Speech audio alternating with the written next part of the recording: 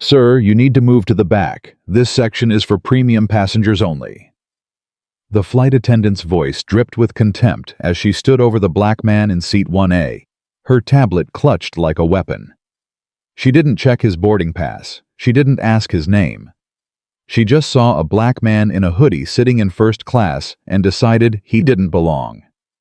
What she didn't know was that in exactly 45 minutes, her entire airline would be in chaos. What she didn't know was that the man she was humiliating owned 23% of the company she worked for. What she didn't know was that her career was about to end in the most public way imaginable. Before we continue, I invite you to subscribe to our channel and follow this incredible story to the very end. Comment below with the city you're watching from so I can see how far this story has traveled. Now let me tell you exactly how this all began. Marcus Williams had been flying for 27 years. He earned his first frequent flyer mile at age 19, cramped in a middle seat on a red-eye from Atlanta to Los Angeles, heading to his first job interview. Back then, he owned 2 suits, 1 pair of dress shoes, and a dream that felt impossibly far away. Now at 46 years old, Marcus had flown over 340,000 miles. He had sat in first-class seats on 6 continents. He had shaken hands with presidents and prime ministers. He had built Williams Industries from a small consulting firm into a multi-billion-dollar empire that employed over 12,000 people across 47 countries. But today, on Continental Airways Flight 892, from Atlanta to Chicago, none of that mattered. Today, all that mattered was that Marcus Williams was a black man wearing a gray hoodie and faded jeans. And flight attendant Karen Mitchell had already decided he was in the wrong seat. "Sir, I'm not going to ask you again." Karen's voice carried across the first-class cabin with practiced authority. "You need to gather your belongings and move to your assigned seat in coach." Marcus looked up from his phone. His expression remained calm, almost peaceful. He had learned long ago that anger was a luxury he couldn't afford in moments like this. Anger would only confirm every assumption they had already made about him. "Ma'am, I'm in my assigned seat," he said quietly. "First class, seat 1A. I'd be happy to show you my boarding pass." Karen's eyes narrowed. She was 42 years old, had worked for Continental Airways for 8 years, and had never once questioned whether she might be wrong about a passenger.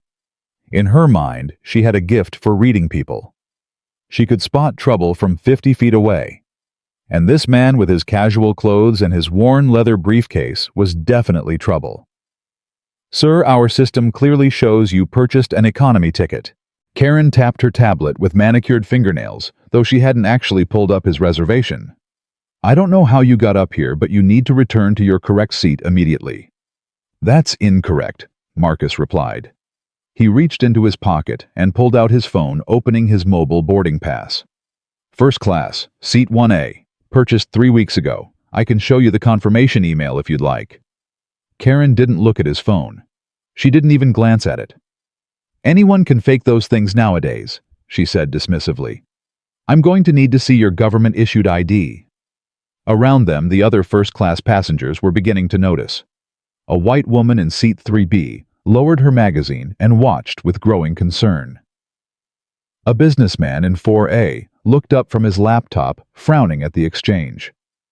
An elderly white man in seat 2A leaned forward, watching the confrontation with undisguised interest. Marcus handed over his driver's license without protest. Karen examined it like a detective searching for evidence of forgery, turning it over, holding it up to the light, checking the holographic seal. "Marcus Williams." She read aloud, her tone suggesting the name itself was suspicious. "This doesn't prove anything. Anyone can have a fake ID made these days." The accusation hung in the recycled air like poison. Marcus felt his jaw tighten, but his voice remained steady. "Ma'am, I've shown you my boarding pass, my mobile confirmation, and my government-issued identification. What else would you like me to provide? A DNA sample?" Karen's face flushed at his tone. "Sir, there's no need to get hostile." "I'm not hostile. I'm confused about why my documentation isn't sufficient." Karen handed back his license with obvious reluctance, as if returning stolen property to a thief. Sir, I don't know what game you're playing, but I've been doing this job for 8 years. I know when someone doesn't belong somewhere. The words hit like a sledgehammer. Doesn't belong. Marcus had heard those words before. He had heard them when he applied to Harvard Business School, and the admissions officer asked if he was sure he had the right building. He heard them when he tried to buy his first house, and the real estate agent kept steering him toward more affordable neighborhoods. He heard them when he walked into boardrooms, and executives assumed he was there to take their coffee orders. He had spent his entire life proving that he belonged. And here in seat 1A of an airplane, his company had helped purchase through their massive investment, he was being told once again that he didn't belong. "Ma'am," Marcus said carefully, keeping his voice low and controlled, "I would appreciate it if you would actually check your system, instead of making assumptions based on how I look." Karen's face went from pink to crimson. "Excuse me. Are you accusing me of something, sir?" "I'm asking you to do your job properly." "I am doing my job. My job is to ensure passengers are in their correct seats, and you are clearly not in yours." The woman in seat 3B couldn't stay silent any longer. Dr. Michelle Carter was 58 years old, a professor of sociology at Northwestern University who had spent her entire career studying exactly these kinds of interactions. She had published groundbreaking papers on unconscious bias, testified before Congress about discrimination in public accommodations, and trained Fortune 500 companies on inclusive practices. She had just witnessed textbook discrimination unfold in real time. "Excuse me," Michelle said, her voice carrying the authority of someone used to commanding lecture halls. "I couldn't help but notice that you haven't actually checked this gentleman's reservation in your system. You've just been telling him he's wrong without verifying anything." Karen turned to her with barely concealed irritation. "Ma'am, this is between me and this passenger. I'd appreciate it if you'd stay out of it." "I'm a paying first-class customer too," Michelle replied coolly. "And I'm watching you accuse another paying customer of fraud without any evidence. That concerns me." The elderly man in 2A decided to insert himself into the growing confrontation. "Look, maybe the guy should just move to his real seat. No need to cause all this trouble over nothing." Marcus turned to look at him. The man had white hair, a golfer's tan, and the confident expression of someone who had never once in his entire life been questioned about where he belonged. "Sir, with respect, this doesn't concern you." "It concerns all of us," the elderly man shot back. "We're trying to get to Chicago for Christmas, and you're holding everyone up with this ridiculous scene you're creating." "I'm not creating any scene. I'm sitting in my assigned seat." Karen nodded vigorously, grateful for an ally. "Exactly what I've been trying to explain. Sir, I'm going to give you one final chance to move to your correct seat before I'm forced to call the captain." Marcus leaned back in his seat and crossed his arms. "Call whoever you need to call. I'm not moving from a seat I paid good money for." Karen's eyes widened in genuine shock. In 8 years of flying, she had never had a passenger flatly refuse to comply with her instructions. She had dealt with belligerent drunks, screaming babies, passengers who complained about everything from the temperature to the turbulence. But she had never encountered someone who simply said no and meant it. "Fine," she snapped, her professional demeanor cracking. "You want to do this the hard way? We'll do it the hard way." She spun on her heel and marched toward the cockpit, her shoes clicking against the floor like gunshots. The businessman in seat 4A had been watching everything unfold with growing alarm. James Morrison was 54 years old, a corporate attorney who had spent 3 decades in courtrooms watching people make catastrophic legal mistakes. He had seen careers destroyed by single moments of poor judgment. He had witnessed companies brought to their knees by discrimination lawsuits. And he was watching this flight attendant walk directly into a legal minefield.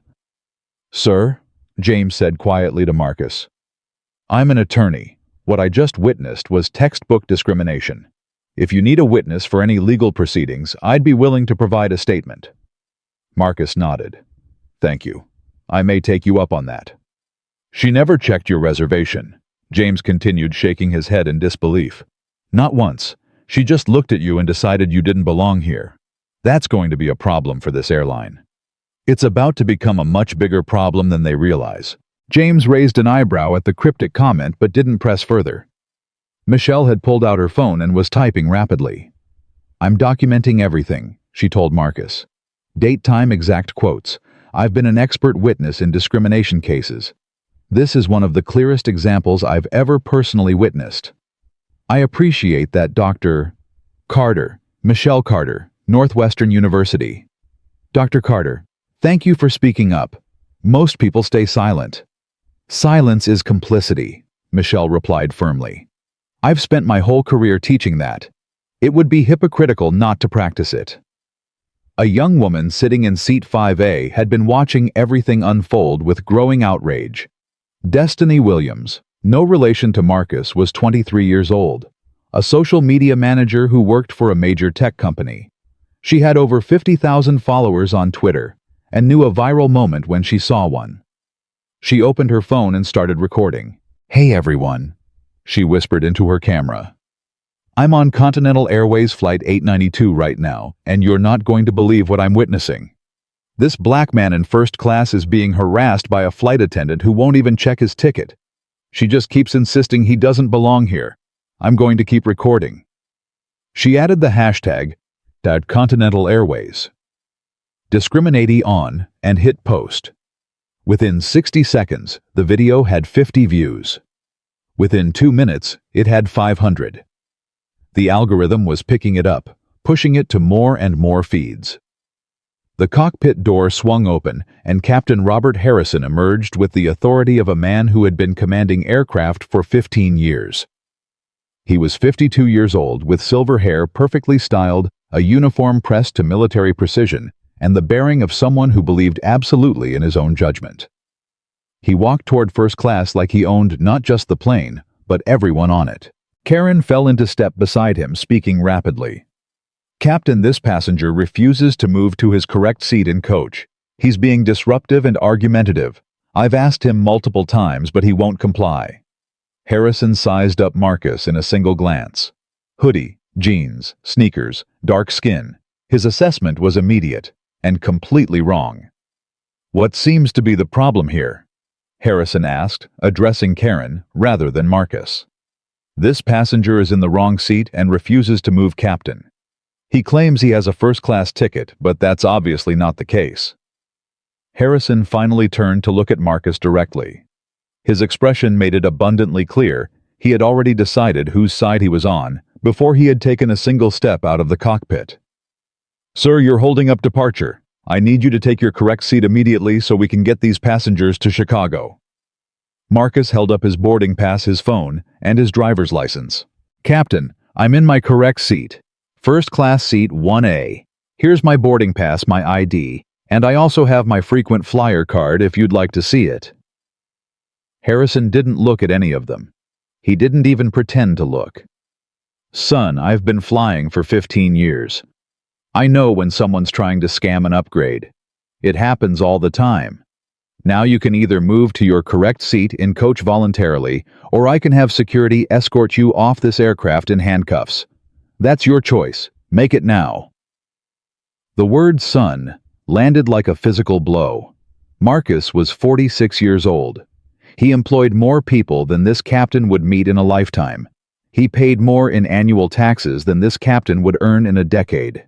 He had dined with senators and negotiated billion-dollar deals and been featured on the cover of Forbes magazine, and he was being called son by a man who refused to even glance at his perfectly valid documentation. Captain, Marcus said, his voice steady, despite the anger burning in his chest. I am asking you respectfully to verify my ticket in your system before making any decisions about removing me from this aircraft. Harrison's expression hardened into granite. And I'm telling you, son, that I don't need to verify anything. 15 years in this job, I've developed instincts. I know what I'm looking at. And what exactly are you looking at, Captain? The question hung in the pressurized air. Every passenger in first class understood what Marcus was really asking. Every one of them understood exactly what Harrison meant when he said he knew what he was looking at. Harrison's face flushed an angry red. Don't try to make this into something it's not. This isn't about race. This is about security and proper procedures. Then follow proper procedures, Marcus replied calmly. Check my reservation. Verify my documentation. That is the proper procedure, isn't it? I don't need a passenger telling me what proper procedure is on my aircraft. James Morrison stood up from his seat in 4A. Captain, I'm an attorney, and I have to advise you that what you're doing right now is creating significant legal liability for yourself and for this airline. This man has offered to show you his documentation multiple times. Refusing to even look at it while threatening to have him arrested is textbook discrimination. Harrison turned to him with barely concealed fury. Sir, sit down. This doesn't concern you. I'm a first-class passenger. Everything that happens in this cabin concerns me. Dad, don't, said a young woman beside James. His daughter Rebecca was a law student who had been traveling with him for the holidays, but she was also recording on her phone. Let him keep talking. Let them both keep talking. Michelle spoke up from 3B. Captain, I'm a professor who specializes in bias and discrimination. What I'm witnessing right now is going to become a case study. I strongly suggest you reconsider your approach. Harrison's control was slipping. He wasn't used to passengers challenging him. He wasn't used to anyone challenging him. On his aircraft, his word was law. Everyone needs to stay out of this, he snapped. Karen, call ground security. We have a passenger refusing to comply with crew instructions. I want him off my plane. Karen was already reaching for her radio, but her hand was trembling slightly. The situation was spiraling in ways she hadn't anticipated. She had expected the man in the hoodie to apologize and move. She had expected him to be embarrassed and compliant. She hadn't expected him to sit there calmly while passengers defended him and attorneys talked about lawsuits. Ground control, this is Flight 892. We need security at Gate 23 immediately. We have a passenger refusing to comply with crew instructions. Possible removal required. The radio crackled back. Copy that, 892. Security en route. ETA 2 minutes. Destiny's live stream had reached 2,000 viewers. The comments were flooding in faster than she could read them. This is insane. He's literally showing them his ticket. Sue them into oblivion. What airline is this? I'm never flying them again. Someone find out who this guy is. Marcus pulled out his own phone and began recording. His movements were calm, deliberate, controlled. For the record, it is 2:47 p.m. on Friday, December 20th. I am on Continental Airways Flight 892 from Atlanta to Chicago. I am sitting in first-class seat 1A, which I purchased 3 weeks ago. I am being threatened with arrest and removal, despite having presented my boarding pass, government-issued ID, and frequent flyer card. Neither the flight attendant nor the captain has verified my documentation against the airline's computer system. The captain has called me son and stated that he knows what he's looking at when he looks at me. Put that phone away, Harrison commanded. Recording on this aircraft is against regulations.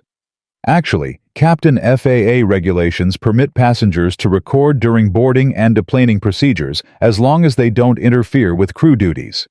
I'm sitting quietly in my seat. I've verified this with Continental Airways' own legal department in the past. Harrison blinked. He hadn't expected that response. Most passengers didn't know their rights. Most passengers crumbled when threatened with arrest. Most passengers were afraid of him and his uniform and his authority. This man showed no fear whatsoever. Sir, I am ordering you to put that phone away and prepare to exit this aircraft immediately. And I am documenting what I believe to be discriminatory treatment by Continental Airways personnel. This recording will be preserved for legal proceedings. The elderly man in 2A spoke up again.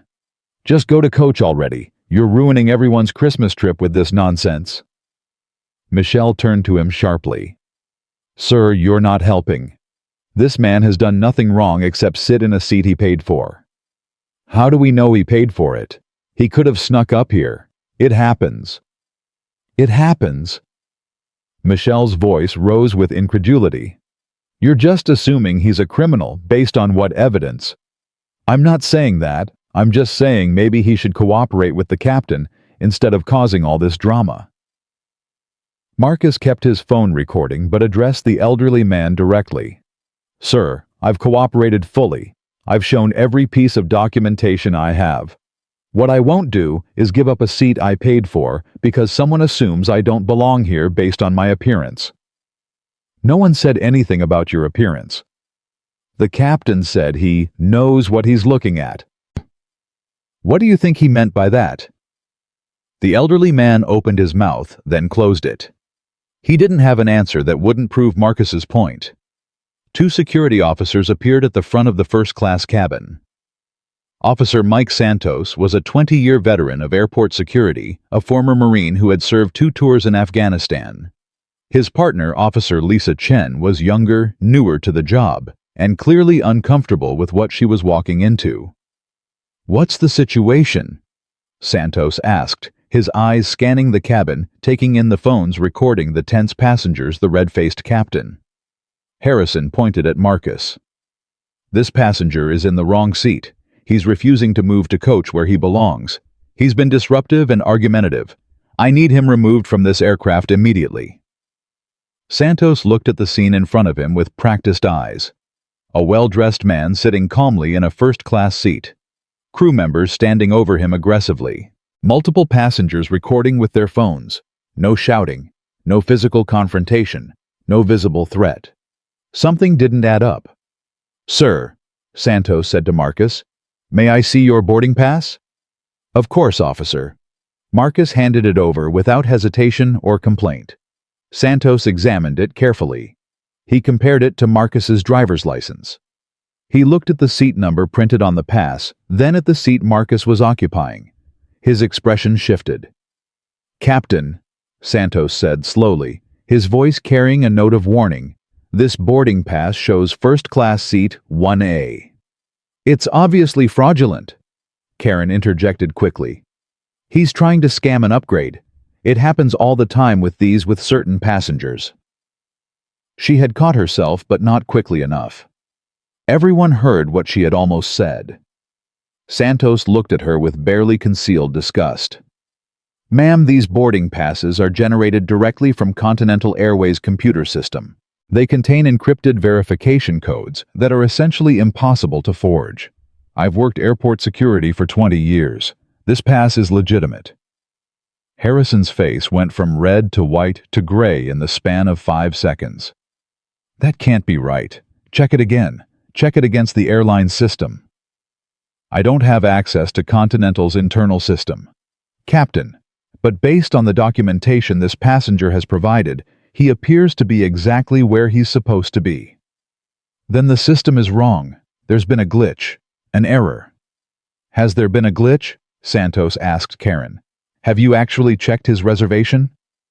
Karen's eyes darted around the cabin, looking anywhere but at Santos or Marcus. I didn't need to check. It was obvious that he wasn't supposed to be here. Obvious how?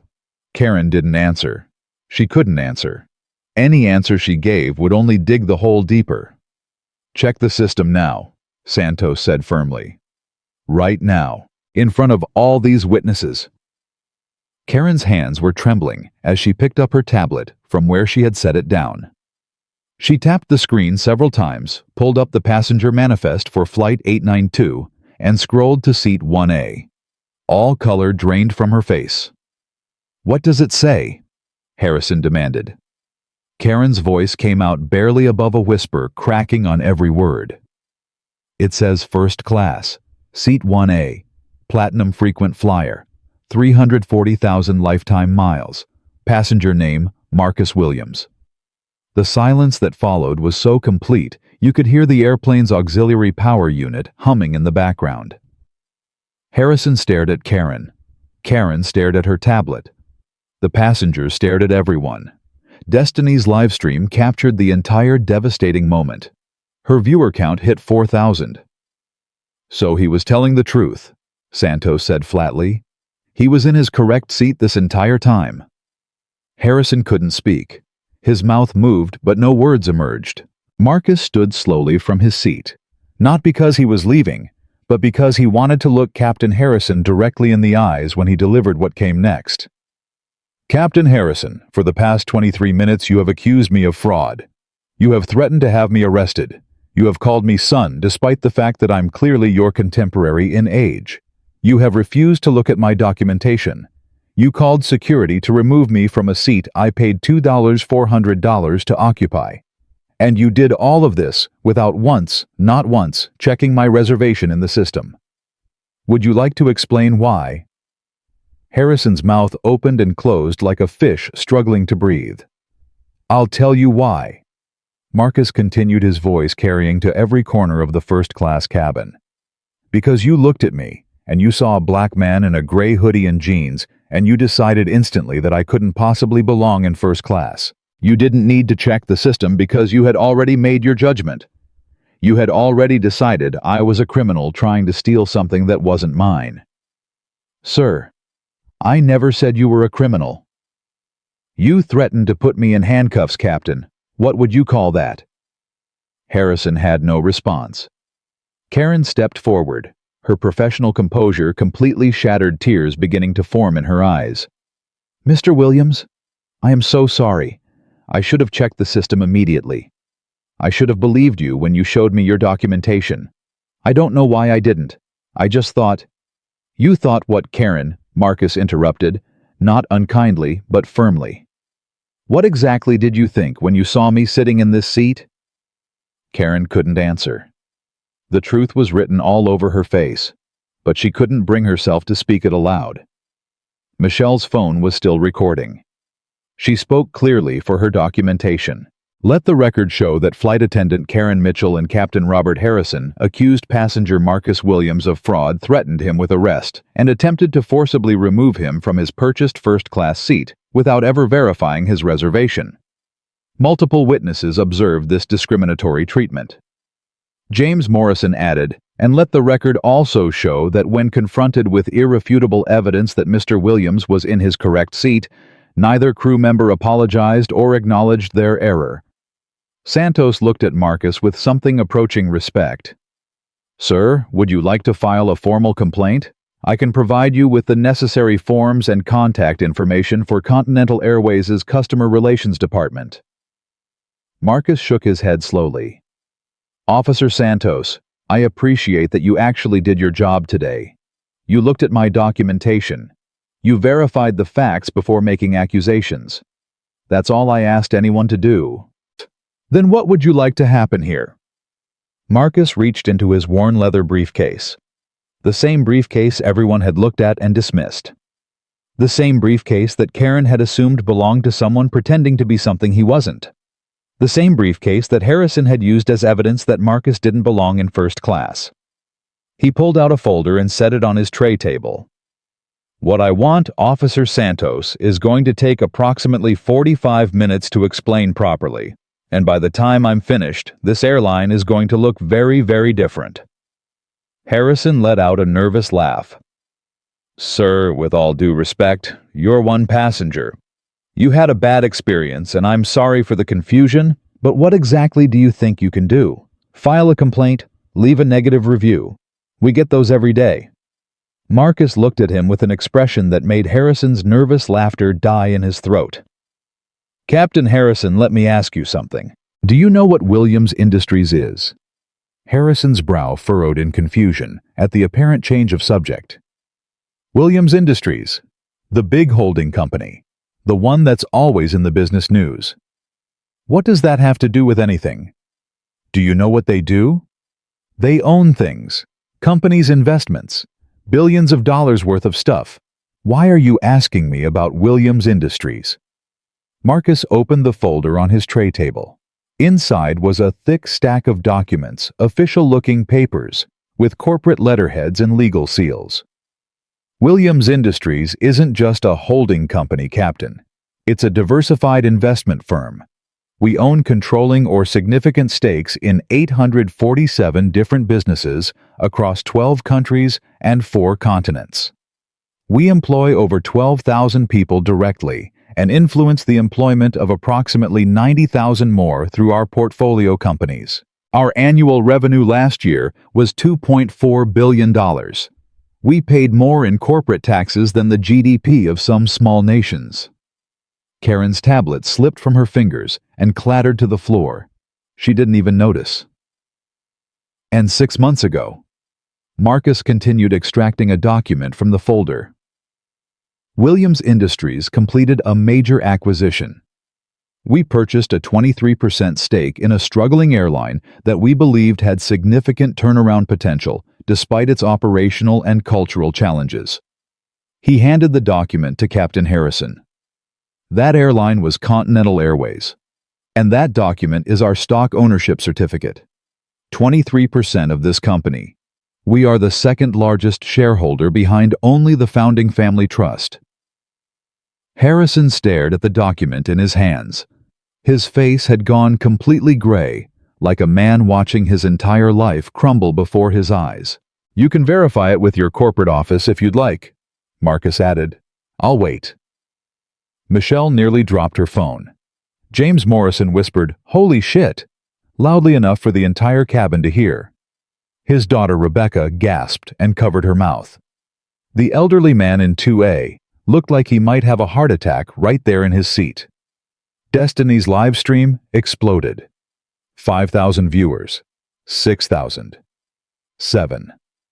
The comments were a waterfall of disbelief. Did he just say he owns the airline? This is the greatest plot twist I've ever seen. He owns 23% of the company. They just discriminated against their own owner. I'm screaming. I am literally screaming. Continental Airways stock is about to crash. Karen looked like she might faint. Her face had gone from pale to gray to an almost greenish pallor. She grabbed the nearest seat for support, her knees buckling. This can't be real, she whispered. This has to be some kind of joke. Marcus held up his phone. Feel free to verify. Google Marcus Williams Industries. I'll wait. Every passenger in first class immediately pulled out their phones. Within seconds, the gasps and exclamations began rippling through the cabin. Williams Industries announces $2.4 billion revenue year. Marcus Williams named to Forbes 400 list. Williams Industries acquires major stake in Continental Airways plans turnaround. There's a picture of him with the president at a state dinner. He's worth over $1 billion. $1 billion. Harrison was still holding the stock certificate like it was a live grenade that might detonate at any moment. His hands were shaking so badly the paper was rustling. Sir, Mr. Williams, I had no way of knowing. Of course you didn't, Marcus replied, and his voice was calm but carried an edge of steel. That's exactly the point, Captain. You had no way of knowing who I was. And that shouldn't matter. The way you treated me should be the way you treat every passenger. But it's not. Is it? He reached into his briefcase again and pulled out a worn platinum frequent flyer card. The same card Karen had dismissed as fake. 340,000 miles on Continental Airways. Platinum status for 6 consecutive years. Last year alone, I took 63 flights on this airline. 63. And you know what, Captain? This isn't the first time something like this has happened to me on one of your planes. It's just the first time I decided to do something about it. Karen made a sound somewhere between a sob and a gasp. But here's what should really concern you. Marcus continued extracting another document from his seemingly bottomless briefcase.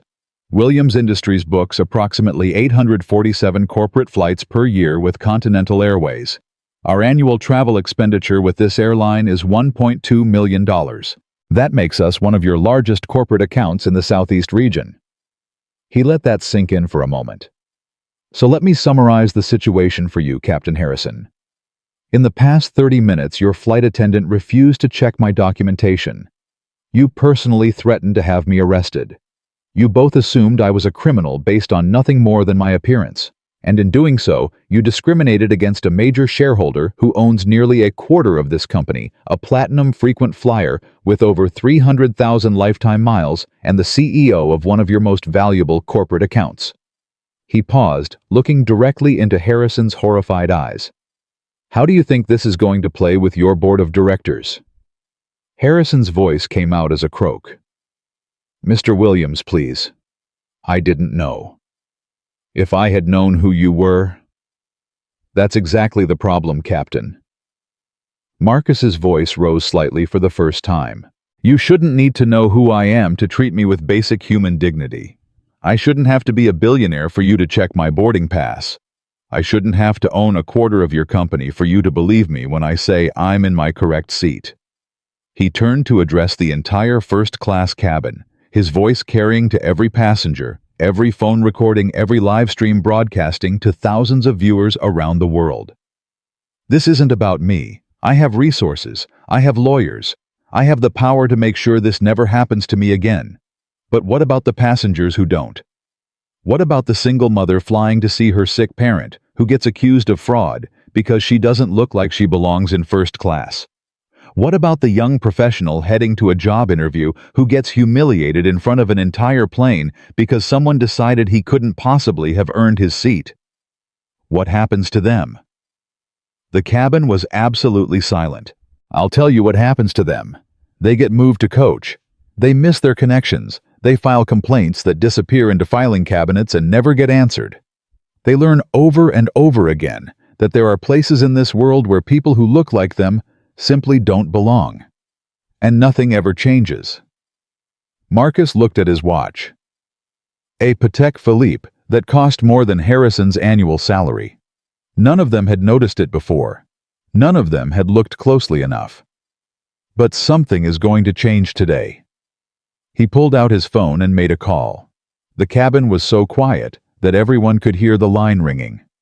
"Patricia, it's Marcus. Yes, I'm on flight 892.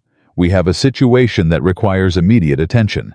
I need you to convene an emergency board meeting. Conference room A." "Yes, right now. I'll explain everything when I arrive, but you should probably have legal on standby. And Patricia, you might want to turn on social media. Continental Airways is about to become the #1 trending topic in America." He ended the call and looked at Harrison and Karen with an expression that was almost sympathetic. "In approximately 3 minutes, your CEO, Patricia Morgan, is going to call this gate. She's going to have been briefed on what's happening here by our corporate office, and she is going to be very, very unhappy." Karen had tears streaming down her face now. "Mr. Williams, please, I have 3 kids. I'm a single mother. I can't lose this job. Please, I'm begging you."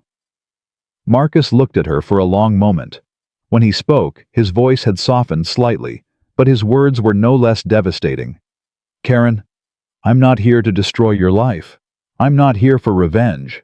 I'm here to change a system that taught you to look at someone like me and see a criminal instead of a customer. A system that made you so confident in your bias that you didn't even bother to spend 10 seconds checking a computer screen before accusing me of fraud." He pulled out one final document from his briefcase. "Do you know what this is, Karen?" She shook her head, tears still flowing. "This is your personnel file. My team pulled it this morning as part of our standard review of Continental Airways operations. You've been with this airline for 8 years. Generally positive performance reviews. Customer service scores slightly above average. 2 formal complaints in your file." Karen's face went somehow even paler. "Both complaints," Marcus continued quietly, "were filed by passengers of color. Both complaints described exactly what happened to me today. Assumptions made without verification. Accusations of fraud without evidence. Treatment based on appearance rather than documentation." Karen's knees gave out. She sat down heavily in the nearest empty seat, her whole body trembling. "I didn't realize," she whispered. "I never consciously decided to treat anyone differently. I just thought I could tell. I thought I knew." "I believe you," Marcus said, and there was genuine sadness in his voice. "I believe you never consciously chose to discriminate. But the pattern is there, Karen. And if I found it in 5 minutes of reviewing your file, imagine what a thorough investigation will reveal across this entire airline. The gate phone rang. Everyone jumped. The sound was shockingly loud in the silent cabin. Harrison stared at it like it was a coiled snake. "That would be Patricia Morgan," Marcus said calmly. "Your CEO. I suggest you answer it." Harrison walked toward the phone on legs that seemed to barely support him. His hand trembled visibly as he reached for the receiver. "This is Captain Harrison." "Yes, ma'am." "Yes, he's here." "Yes, ma'am. I understand what happened." "Yes, ma'am." "Yes, ma'am." His face was ashen by the time he hung up. Karen looked at him desperately. "What did she say, Robert? What did she say?" Harrison's voice was hollow, empty. The voice of a man who had just watched his career evaporate. "She said we should give Mr. Williams whatever he wants. Whatever he wants. And she said to prepare for the board meeting. She's flying in tonight." Marcus nodded slowly and looked at his watch again. 45 minutes, he said quietly. That's how long it's going to take to completely restructure how this airline treats its passengers. He looked around the first-class cabin one final time, at the phones still recording, at Karen crying in her seat, at Harrison standing shell-shocked by the phone, at Michelle and James and Destiny and Rebecca and all the other passengers who had witnessed everything. "And when I'm finished, Continental Airways is never going to treat another passenger the way they treated me today. That's not a threat. That's a promise." The departure board above the gate flickered and updated. Flight 892, delayed. New departure time, TBD. The longest 45 minutes in Continental Airways history were about to begin. The gate area had transformed into something no one could have anticipated. What had started as a routine boarding process for Flight 892 had become a spectacle that would be talked about for years. Passengers from other gates had drifted over, drawn by the crowd, the phones, the palpable electricity in the air. Airport security was trying to maintain order, but they were outnumbered by curiosity seekers and live streamers. Marcus Williams stood at the center of it all, calm as a surgeon about to perform a complex operation. His worn leather briefcase sat open on a nearby chair, documents arranged with methodical precision. Every eye was on him. Every phone was recording. Every breath in the gate area seemed synchronized to his movements. 3:02 p.m. Patricia Morgan's voice crackled through the speakerphone that Marcus had requested be set up. The CEO of Continental Airways was speaking from her office in Dallas, but she might as well have been standing right there given the weight her words carried. "Marcus, I've been briefed by our legal team. I want you to know that Continental Airways takes these allegations extremely seriously." "Patricia, these aren't allegations. There are approximately 40 witnesses and at least a dozen video recordings. Your stock has dropped 2.3% in the last 20 minutes. This is documented fact." Silence on the other end. Then Patricia's voice returned, stripped of its corporate polish, raw, with barely controlled panic. "What do you need from us?" Marcus looked around the gate area. At Karen Mitchell, still slumped in a seat, mascara streaking down her cheeks. At Captain Harrison, standing rigid as a statue, his silver hair suddenly looking more gray than distinguished. At the passengers who had witnessed everything and were now waiting to see what justice looked like. "First, I want everyone here to understand exactly what's at stake, not just for me, for every passenger who has ever been treated this way." He pulled out his tablet and connected it to his phone's hotspot. Within seconds, he was sharing his screen to a monitor that airport staff had hastily provided. Continental Airways fiscal year 2024. Total passengers served 47.2 million. Customer satisfaction rating 3.2 out of 5. Industry average is 3.8. You're significantly below your competitors. Board member David Chen's voice came through the speaker. He was participating remotely from New York. "Mr. Williams, those numbers have been a concern for the board for some time. I'm aware. That's why Williams Industries invested in this company." We believed there was turnaround potential. What I didn't realize was how deep the cultural problems went. Marcus clicked to his next slide. Discrimination complaints filed with the Department of Transportation against Continental Airways in 2024, 147. That's 43% higher than the industry average. A murmur rippled through the crowd. Michelle Carter was nodding grimly, her phone still recording. 147 families, Marcus continued. 147 passengers who felt so wronged that they took the time to file formal federal complaints. And those are just the ones who knew how to navigate the system. For every complaint filed, there are probably 10 more incidents that went unreported. 3:09 p.m. Patricia's voice was strained. Marcus, we've invested significantly in diversity training over the past 2 years. Have you? Marcus pulled up another document. Because according to your own internal metrics, only 34% of customer-facing employees have completed the voluntary bias training program. Voluntary. You made it optional, Patricia.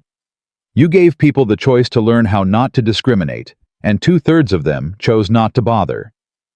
Captain Harrison flinched visibly. And here's what's particularly interesting. Marcus zoomed in on a specific line item. Last year, Continental Airways received an anonymous donation of $500,000 specifically earmarked for mandatory diversity and inclusion training. He paused, letting the number sink in. That donation came from the Williams Foundation, my foundation. I have been trying to help this airline improve its culture for over a year, and today I got to experience firsthand exactly how much progress has been made. Karen let out a sob that echoed through the gate area. James Morrison, the attorney, spoke up from the crowd. Mr. Williams, what you're describing sounds like a pattern of deliberate institutional neglect. That has significant legal implications. I'm aware, Mr. Morrison, which brings me to my first demand. The word demand sent a visible shudder through Harrison and the other Continental Airways employees present. Immediate termination of all personnel directly involved in today's discriminatory incident. Karen's sob turned into a wail. Please, Mr. Williams. I have children. I'm the only income for my family. Please don't do this. Marcus turned to look at her.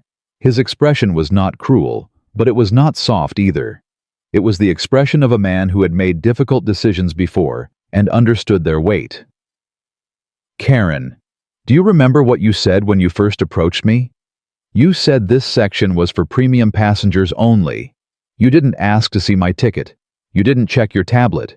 You looked at me and decided I didn't belong. I know. I know what I did. I'm so sorry. And when I showed you my boarding pass, what did you say? Karen couldn't answer.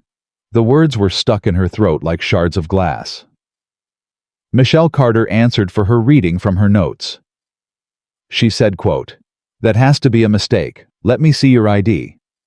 Then when she saw his ID, she said, quote, "This doesn't prove anything. Anyone can have an ID made." End quote. Karen buried her face in her hands.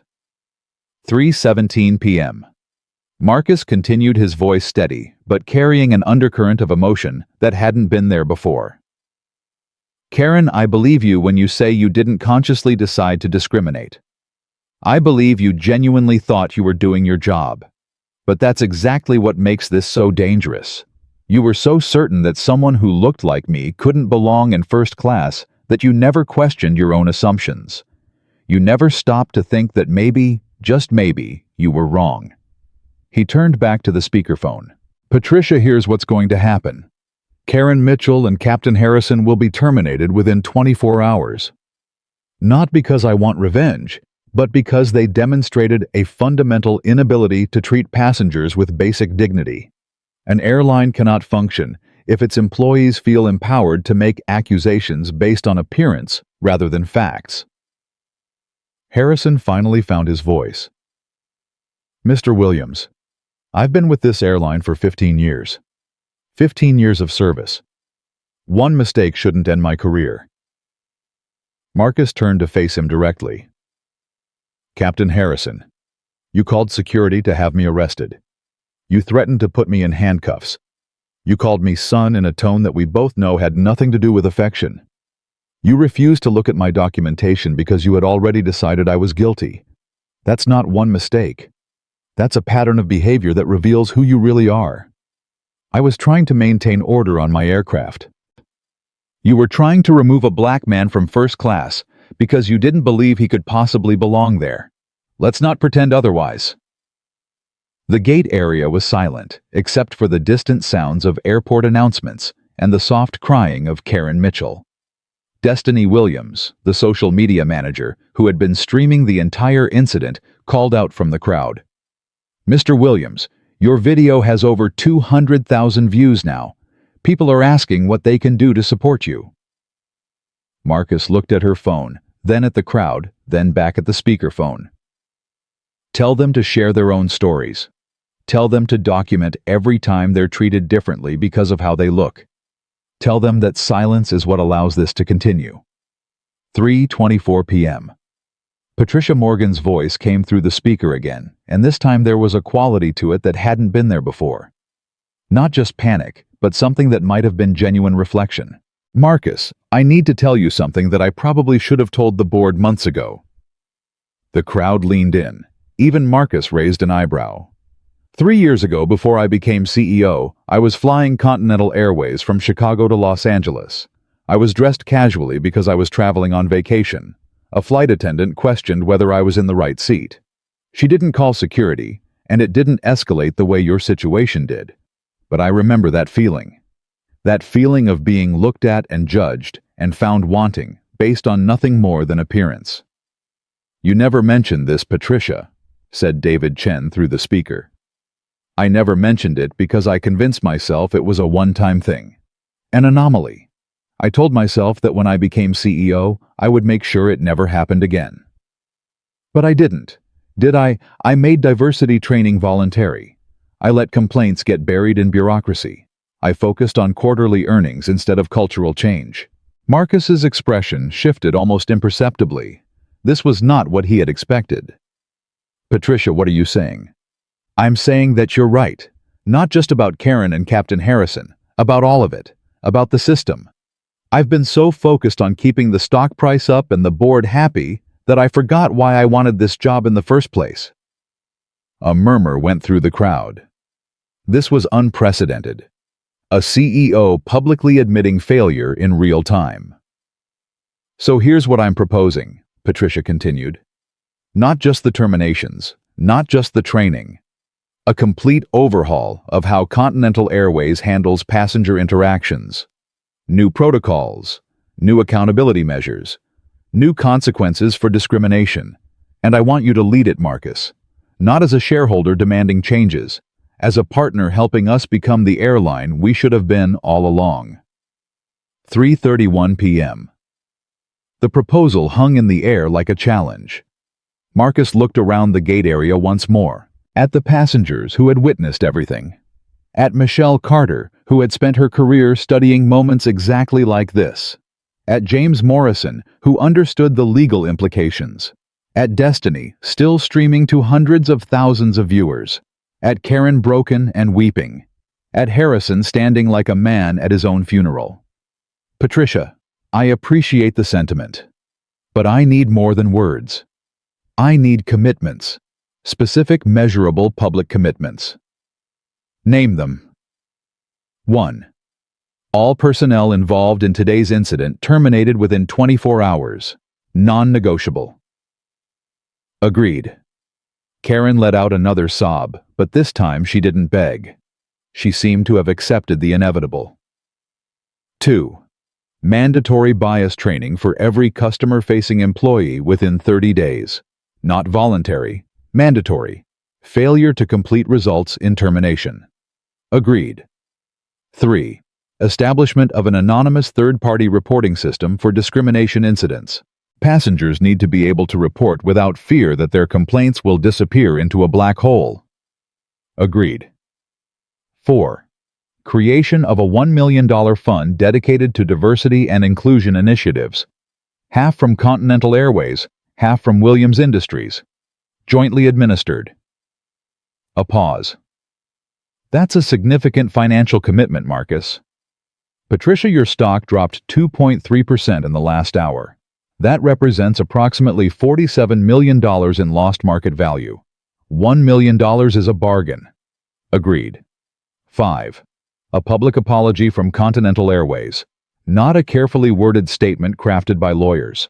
A genuine acknowledgement of systemic failures and a commitment to change. Another pause. Our legal team will not be happy about that. Your legal team's happiness is not my concern. Accountability is. Agreed. 6. 20% of all executive bonuses, including yours. Patricia will be tied to measurable improvements in diversity and inclusion outcomes, quarterly assessments, public reporting. The longest pause yet. Executive compensation was sacred ground. Tying it to diversity metrics was revolutionary. Agreed, Patricia finally said. And Marcus, I mean it.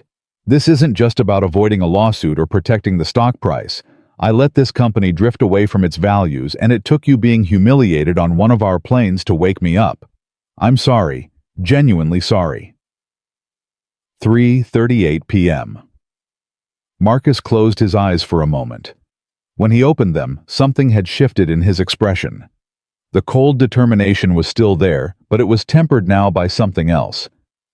Not forgiveness exactly, but perhaps the beginning of belief that change might actually be possible. Patricia, I accept your apology, but I want to be clear about something. I'm not doing this for me. I have the resources to fight this battle. Most people who experience what I experience today don't. They get moved to coach. They get escorted off planes. They file complaints that never get answered. And they learn over and over that the world sees them as less than. He turned to address the crowd directly. Today is not about one rich man getting justice. Today is about changing a system so that the next passenger who gets questioned doesn't need to be a billionaire to be believed. The next passenger who gets accused of fraud doesn't need to own 23% of the airline to get their documentation checked. Michelle Carter spoke up. Mr. Williams, I've been studying discrimination for 30 years. What I witnessed today and what I'm witnessing now is something I've never seen before. Usually these incidents end with the victim being humiliated and the perpetrators facing no consequences. Usually the system protects itself. That's because usually the victim doesn't have leverage, Marcus replied. And that's the tragedy. Justice shouldn't depend on leverage. It shouldn't depend on wealth or status or connections. It should be available to everyone. He pulled out one more document from his briefcase. Which brings me to my final requirement. Patricia, are you still there? I'm here. I want Continental Airways to establish a legal defense fund. $250,000 annually dedicated to providing legal representation to passengers who experience discrimination but don't have the resources to fight back. Silence on the line. Marcus, that's unprecedented. No airline has ever done anything like that. Then Continental Airways will be the first. And you'll be able to market it as proof of your commitment to change. Think of the positive publicity. Think of the customers who will choose Continental Airways specifically because you stood up when other airlines stayed silent. Patricia's voice was thoughtful when she responded. You've thought this through very carefully, haven't you? I've been thinking about this for 27 years, Patricia, ever since the first time someone looked at me and decided I didn't belong. 3:45 p.m. The crowd erupted in applause. Spontaneous, sustained, thunderous applause that echoed through the gate area and drew even more onlookers from surrounding gates. Destiny's stream had hit 400,000 viewers. The hashtag Continental Airways Discriminatio N had been replaced by a new one, Justice at 30,000 feet. News networks were picking up the story. Reporters were en route to the airport. But Marcus wasn't finished. There's one more thing, he said, and the crowd quieted immediately. Karen, Captain Harrison, please step forward. Both of them looked terrified, but they complied. Karen's makeup was completely ruined, her uniform disheveled. Harrison looked like he had aged 10 years in the past hour. I want to be clear about something. I am not your enemy. I never was. You both made terrible decisions today, and those decisions are going to cost you your jobs. That's the consequence of your actions, and it's appropriate. He paused, looking at each of them in turn. But I don't want you to walk away from this thinking you're monsters. You're not. You're products of a system that taught you explicitly or implicitly that certain people belong in certain places and certain people don't. That system is the real enemy. And if you take anything away from today, I hope it's a commitment to examining your own assumptions, to questioning the snap judgments you make about people, to treating every person you encounter with the dignity they deserve. Karen looked up at him, tears still streaming. Mr. Williams, I know you don't owe me anything, but can I say something? Go ahead. My father was the same way. He would look at people and decide who they were based on how they looked. I swore I would never be like him. I swore I would judge people by their character, not their appearance. And today I realized I became exactly what I promised myself I wouldn't be. That's going to haunt me for the rest of my life. Marcus nodded slowly. Let it haunt you, Karen. Let it haunt you until it changes you. And then maybe something good can come from today. He turned to Harrison. Captain, do you have anything to say? Harrison was silent for a long moment. When he spoke, his voice was hoarse. I've been flying for 15 years. I've transported hundreds of thousands of passengers. And I always thought I treated everyone fairly. I always thought I was one of the good ones. He shook his head slowly. But when I saw you sitting in that seat, something in my brain just decided. Before I even talked to you, before I looked at your documents, I had already made up my mind. And that terrifies me. Because if I could be so wrong about you, how many other times have I been wrong? That's the right question to ask, Captain. I hope you spend the rest of your career finding the answer. 3:52 p.m. Patricia Morgan's voice came through the speaker one final time. Marcus, I'm going to issue a statement to the press in the next hour. I'd like you to review it before it goes out. And I'm personally flying to Atlanta tonight. I think we need to sit down face to face and talk about the future of this airline. I'll make time for you, Patricia. But right now, I have a flight to catch. He looked at the departure board. Flight 892 was still showing delayed, but a new crew was being assembled. A new flight attendant had already arrived at the gate, a young black woman named Jasmine, who had been briefed on the situation and looked both nervous and determined. Ladies and gentlemen, Jasmine announced, her voice carrying across the gate area. I apologize for the delay. Flight 892 to Chicago will begin boarding in approximately 10 minutes. We appreciate your patience and understanding. Marcus gathered his documents and placed them back in his briefcase. The same worn leather briefcase that everyone had looked at and dismissed. The same briefcase that had contained the tools to dismantle an entire system of discrimination in less than an hour. Michelle Carter approached him. Mr. Williams, I've witnessed a lot of things in my career, but I've never witnessed anything like this. You turned a moment of humiliation into a catalyst for institutional change. That's remarkable. It shouldn't be remarkable, Dr. Carter. It should be normal.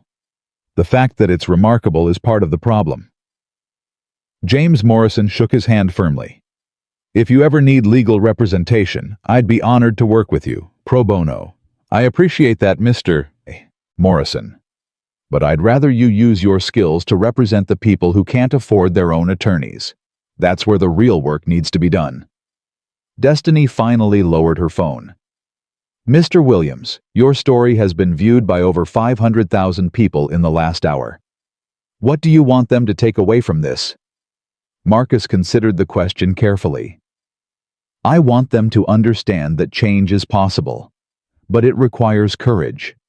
It requires speaking up when you see something wrong. It requires documenting injustice and demanding accountability. And it requires believing that the way things are is not the way they have to be. 3:58 p.m. The boarding process began.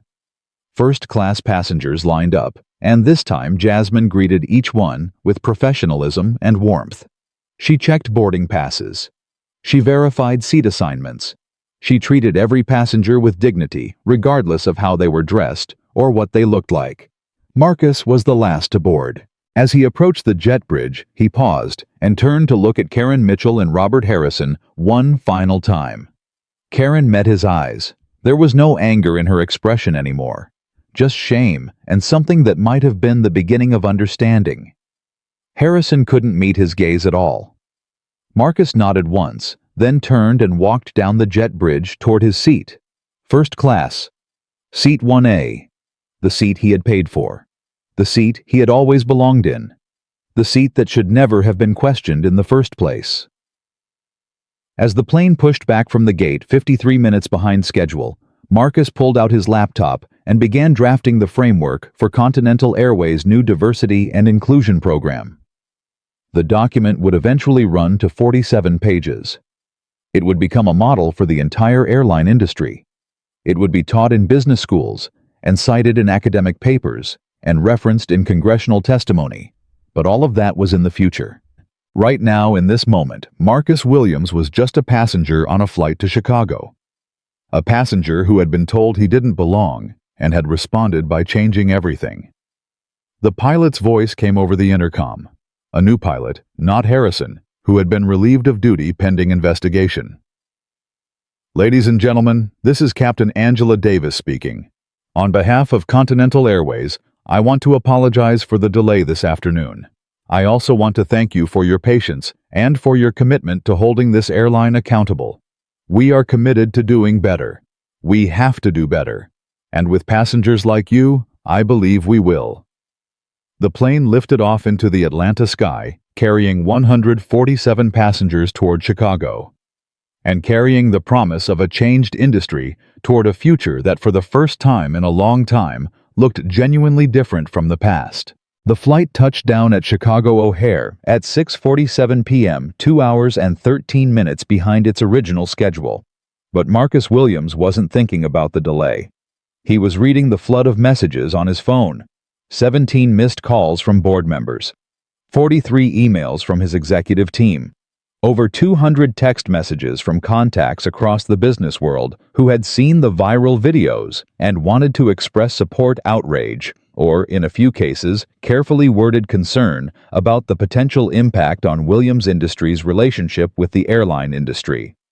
His assistant, Maria Santos, was waiting at the gate with a folder of urgent documents and an expression that told him the next few hours would be anything but restful. The board meeting is set for 8 p.m., Maria said as they walked through the terminal.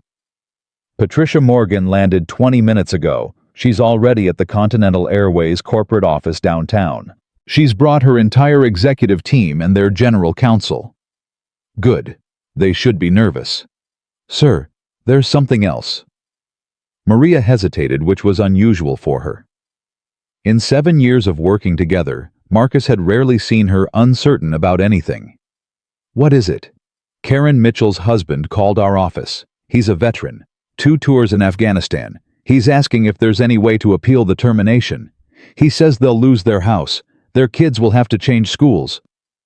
Marcus stopped walking. For a moment, the sounds of the busy airport faded into background noise. Did he say anything else? He said his wife hasn't stopped crying since she got home. He said she keeps saying she deserves it, that she was wrong, that she understands why it has to happen. But he wanted us to know that there are children involved. 3 children who didn't do anything wrong. Marcus closed his eyes. This was the part of justice that nobody talked about. The collateral damage. The innocent people caught in the blast radius of necessary consequences. Tell him I'll think about it. Yes, sir. 7:15 p.m. The Continental Airways corporate headquarters occupied the top 3 floors of a glass tower in downtown Chicago. Marcus had been here before for board meetings and strategic planning sessions, but he had never entered the building under circumstances like these. Tonight, the lobby was crawling with security personnel, and every employee they passed looked at him with a mixture of awe and fear. Patricia Morgan met him at the elevator. She looked like she had aged 5 years in the past 6 hours. Her usual polished appearance was frayed around the edges. Her eyes were red, whether from crying or exhaustion, or both. Marcus couldn't tell. "Marcus, thank you for coming." "Did I have a choice?" "You always have a choice. That's what makes this meaningful." They rode the elevator in silence. When the doors opened on the executive floor, Marcus saw a conference room packed with people. Board members, lawyers, PR specialists, HR executives. Everyone who mattered at Continental Airways was present, and every one of them looked terrified. "Before we go in," Patricia said, stopping him with a hand on his arm, "I need you to know something. What happened today wasn't just a failure of 2 employees. It was a failure of leadership. My leadership. I've spent the past 6 hours reviewing our internal reports, and what I found made me sick." "What did you find?" Patricia pulled out a tablet and showed him a spreadsheet. 312 documented incidents of passenger discrimination in the past 2 years. 312. And do you know how many resulted in employee termination? How many were? 0. Not a single one. We had a system designed to protect the company from lawsuits, not to protect passengers from discrimination. We buried complaints in bureaucracy. We offered travel vouchers and upgrades as settlements. We did everything possible to make problems go away without ever addressing the root cause. Marcus looked at the spreadsheet. 312 incidents. 312 passengers who had experienced what he experienced today. 312 people who had been told in one way or another that they didn't belong. "Patricia, why are you showing me this?" "Because I want you to understand that when we walk into that conference room, I'm not going to defend what happened. I'm not going to make excuses. I'm going to present a complete restructuring plan that goes far beyond what you demanded at the airport. And I'm going to ask for your help implementing it." 7:32 p.m. The conference room fell silent as Marcus entered.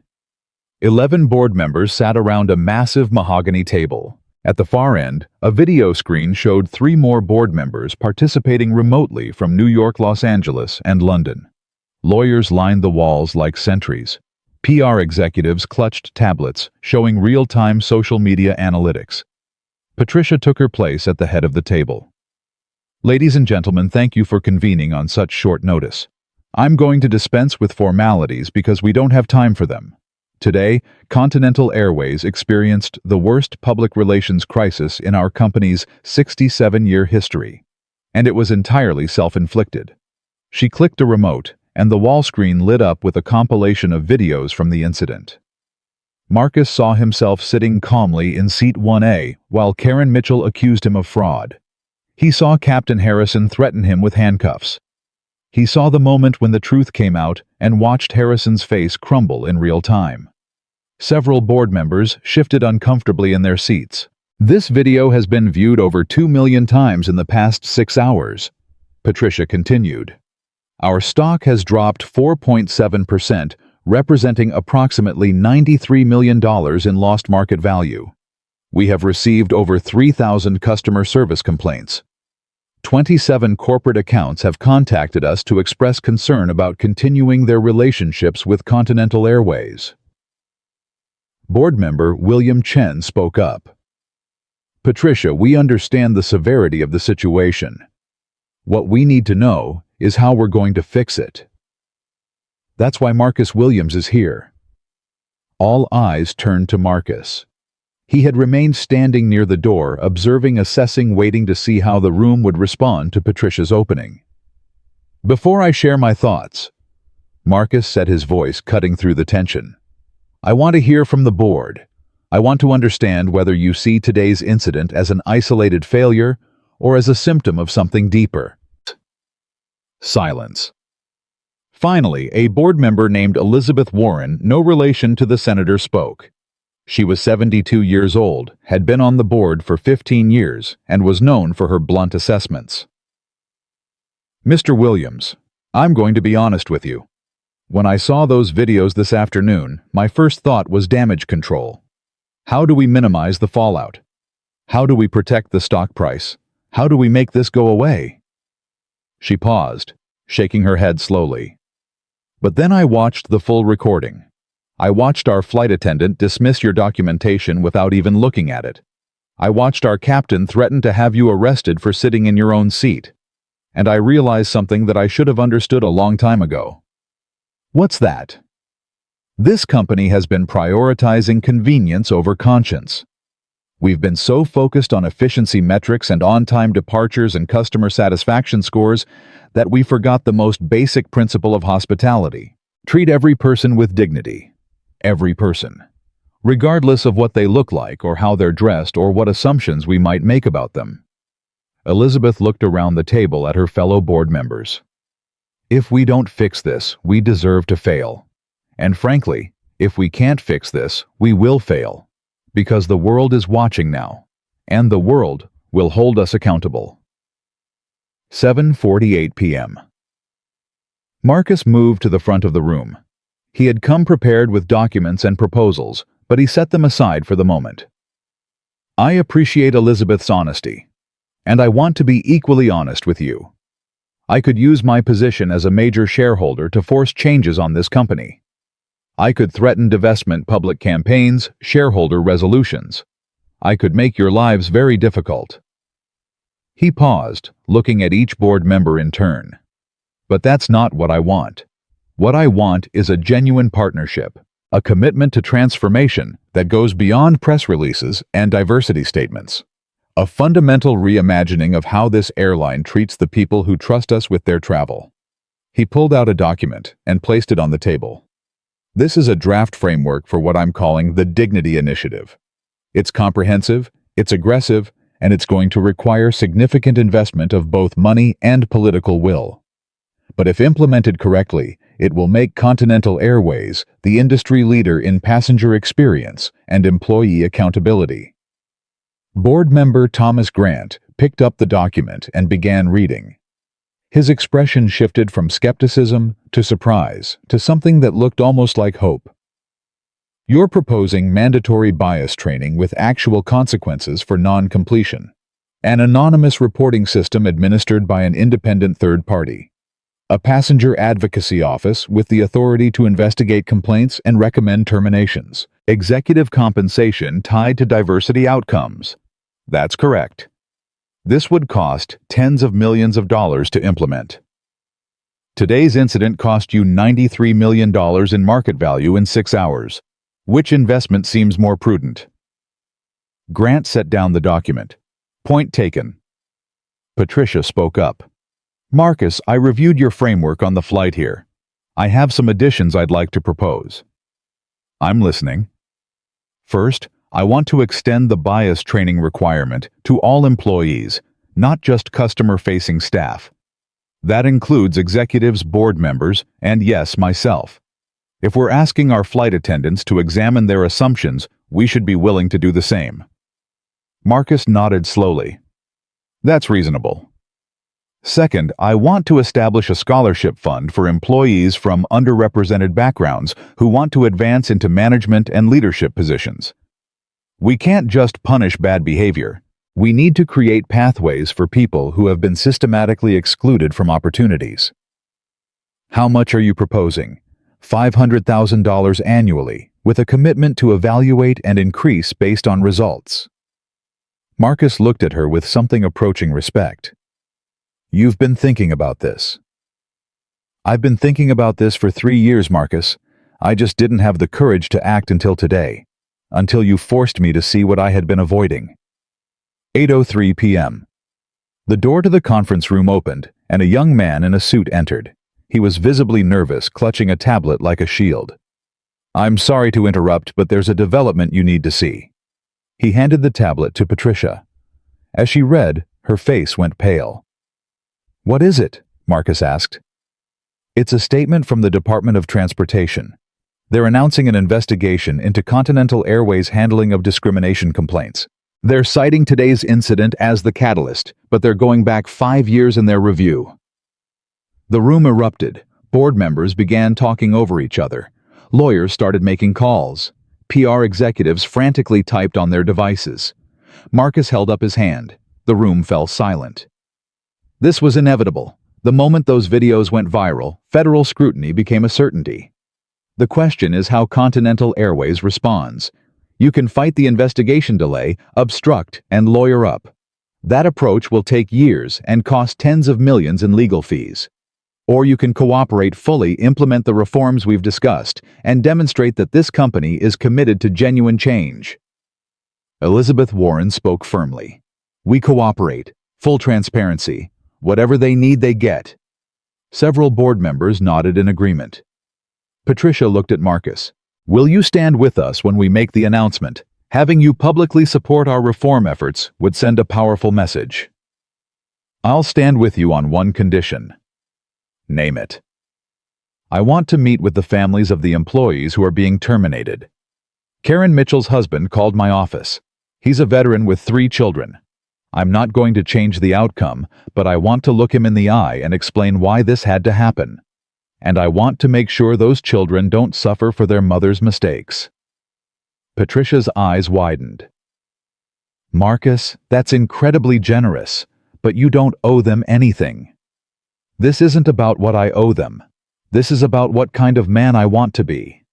Accountability matters, consequences matter, but so does compassion. If we lose sight of that, we become the very thing we're fighting against. 8:19 p.m. The meeting continued for another hour. Details were hammered out. Commitments were made. A press conference was scheduled for the following morning. By the time Marcus left the building, he felt something he hadn't expected to feel. Hope.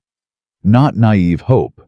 Not the hope of someone who believed that one incident could erase centuries of discrimination, but the hope of someone who had witnessed powerful people genuinely grapple with their failures and commit to doing better. His phone buzzed with a text from Maria. Karen Mitchell's husband is in the lobby of your hotel. He's been waiting for 3 hours. Should I have security remove him? Marcus typed back immediately. No, bring him to my suite and order coffee. This is going to be a long conversation. 8:47 p.m. Derek Mitchell was not what Marcus had expected. He was tall, broad-shouldered, with the bearing of a man who had seen combat and survived. But his eyes were red-rimmed, and his hands trembled slightly as he shook Marcus's hand. Mr. Williams, thank you for seeing me. I know you don't have to do this. Sit down, Derek. Tell me about your family. Derek sat on the edge of the couch, unable to relax. Karen and I have been married for 14 years. We met at a USO event when I was stationed in Germany. She was a flight attendant then, too, working for a different airline. We fell in love, got married, had 3 kids. Emma is 12, Michael is 9, Sophie is 6. He pulled out his phone and showed Marcus a photo. 3 children smiling at the camera, arms around each other, the obvious affection between them captured in a single frozen moment. They don't understand what's happening. Emma keeps asking why mommy is crying. Michael thinks it's his fault somehow. Sophie just keeps asking when things will go back to normal. Marcus looked at the photo for a long moment. Derek, what your wife did today was wrong. I think you know that. I know. She knows it too. She's been calling herself a monster all day. She keeps saying she doesn't deserve forgiveness, that she deserves everything that's coming to her. What do you think? Derek was quiet for a moment. I think my wife made a terrible mistake. I think she was operating on assumptions she didn't even know she had. I think she looked at you and saw something that wasn't there, and she was so certain about what she thought she saw that she never questioned it. He met Marcus's eyes directly. But I also think she's not a bad person. I've been married to her for 14 years. I've seen her hold strangers' babies when their parents were struggling with luggage. I've seen her stay late to help elderly passengers find their gates. I've seen her cry over sad stories on the news about people she'll never meet. She has a good heart. She made a terrible, terrible mistake. Derek, I'm not going to reverse the termination. I can't. What your wife did was part of a pattern, and if there are no consequences for that pattern, nothing will ever change. Derek's face fell. I understand. But I am going to do something else. Williams Industries has a foundation that supports families of veterans. Your family qualifies. We can provide mortgage assistance, educational support for your children, job placement services for Karen when she's ready to re-enter the workforce. Not because she deserves it, but because your children do. Derek stared at him in disbelief. Mr. Williams, I came here hoping you might reduce her severance or give her a reference. I never expected anything like this. Derek, I spent my entire career building something from nothing. I know what it's like to struggle. I know what it's like to wonder how you're going to pay the bills or feed your kids or keep a roof over your head. Your children didn't choose this. They shouldn't have to suffer for it. Tears streamed down Derek's face. He made no attempt to wipe them away. Why are you doing this, after what Karen did to you? Marcus was quiet for a moment, choosing his words carefully. Because my mother taught me something when I was very young. She said that anyone can be kind to people who are kind to them. The real test of character is how you treat people who have wronged you. I'm not forgiving Karen. I'm not saying what she did was acceptable, but I am choosing to respond to her mistake with something other than revenge. He leaned forward. And Derek, I need you to do something for me in return. Anything. When your children are old enough to understand what happened, I want you to tell them the truth, all of it. What their mother did, why she lost her job, and what happened afterward. I want them to learn that actions have consequences, but also that grace is possible. Can you do that? Derek nodded, still crying. I promise. I swear to you. I promise. 9:23 p.m. After Derek left, Marcus stood at the window of his hotel suite, looking out over the Chicago skyline.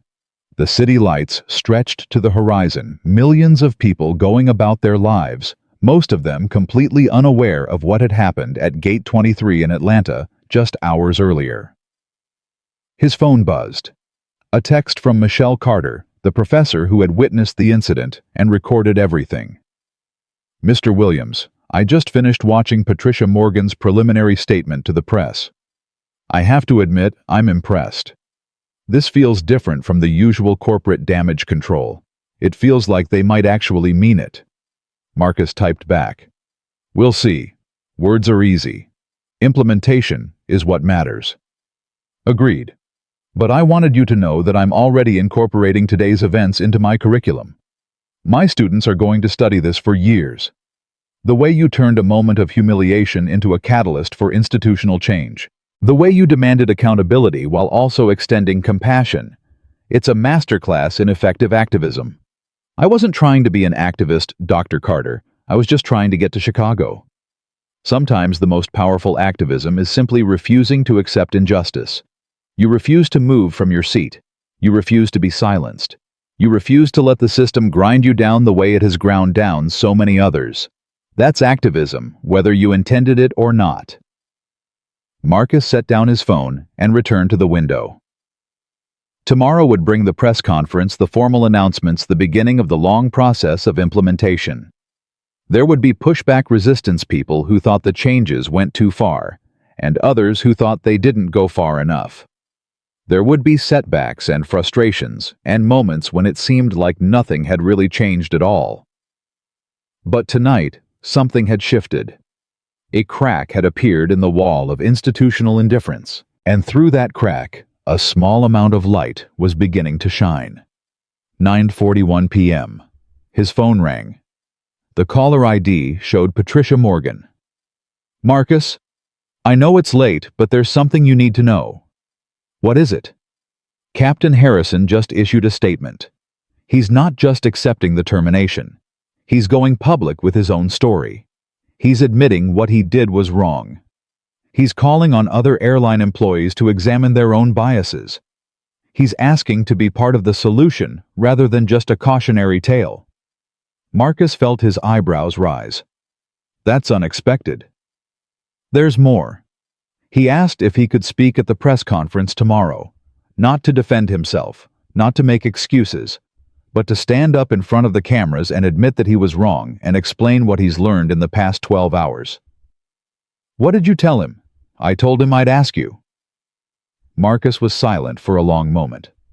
Captain Harrison had threatened to put him in handcuffs, had called him son with unmistakable condescension, had refused to look at his documentation because he had already decided that a black man in a hoodie couldn't possibly belong in first class. But Harrison was also a human being who had apparently spent the past 12 hours confronting the ugliest parts of himself. "Let him speak," Marcus said finally. "If he's willing to stand in front of the world and admit what he did, that's more powerful than any corporate statement.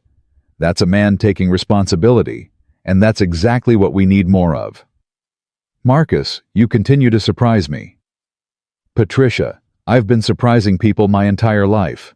It's how I ended up owning 23% of an airline that tried to throw me off my own plane." He could hear her smile through the phone. "Good night, Marcus. Tomorrow is going to be a very long day." They usually are. But sometimes the long days are the ones that matter most. He ended the call and looked at his watch. 9:58 p.m. In less than 12 hours, he would stand in front of cameras and announce a partnership that would reshape how an entire airline treated its passengers. He would stand next to a captain who had tried to have him arrested and listen as that captain admitted his failures to the world. He would watch as a company that had humiliated him committed publicly and irrevocably to becoming something better. It wasn't forgiveness. Not yet. Maybe not ever. But it was something. It was a beginning. The morning of December 21st arrived with a weight that Marcus Williams could feel in his bones. He had slept for perhaps 3 hours, his mind cycling through everything that had happened and everything that was still to come. The press conference was scheduled for 10 a.m., less than 18 hours after Karen Mitchell had first told him to move to the back of the plane. 6:17 a.m. Marcus was already dressed when Maria called with the morning briefing.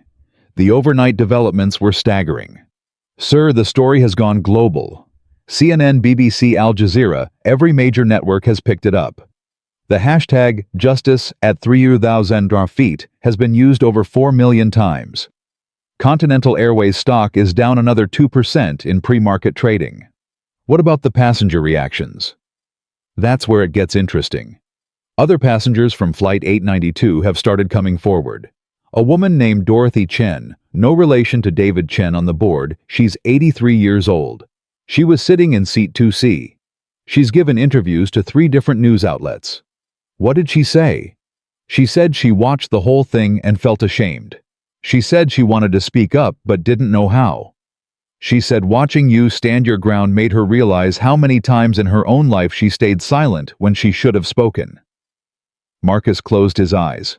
An 83-year-old woman confronting her own complicity. This was bigger than one flight, one incident, one airline. "There's more, sir. The elderly man in seat 2A, the one who told you to just move to coach.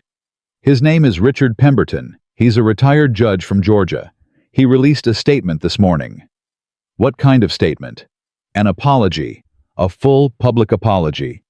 He said he spent his entire career on the bench, believing he was fair and impartial, and then in one moment on an airplane he sided with discrimination without even thinking about it. He said your response made him question every ruling he ever made. Marcus felt something shift in his chest. A retired judge. A man who had wielded enormous power over people's lives. Questioning his own legacy because of what he witnessed at Gate 23. "Send me the statement. I want to read it myself." 7:02 a.m. Patricia Morgan called while Marcus was reviewing the final press conference materials. "Marcus, we have a complication." "What kind of complication?" "The flight attendants union is threatening to strike if we go through with the terminations. They're calling Karen Mitchell's firing a violation of due process. They're demanding an arbitration hearing before any disciplinary action." Marcus felt his jaw tighten. "Patricia, this isn't a negotiation. What happened on that plane was documented by dozens of witnesses and recorded on video. There's no ambiguity here." "I understand that, but the union has significant leverage. If they strike, we'll have to cancel thousands of flights during the busiest travel week of the year. The financial impact would be catastrophic."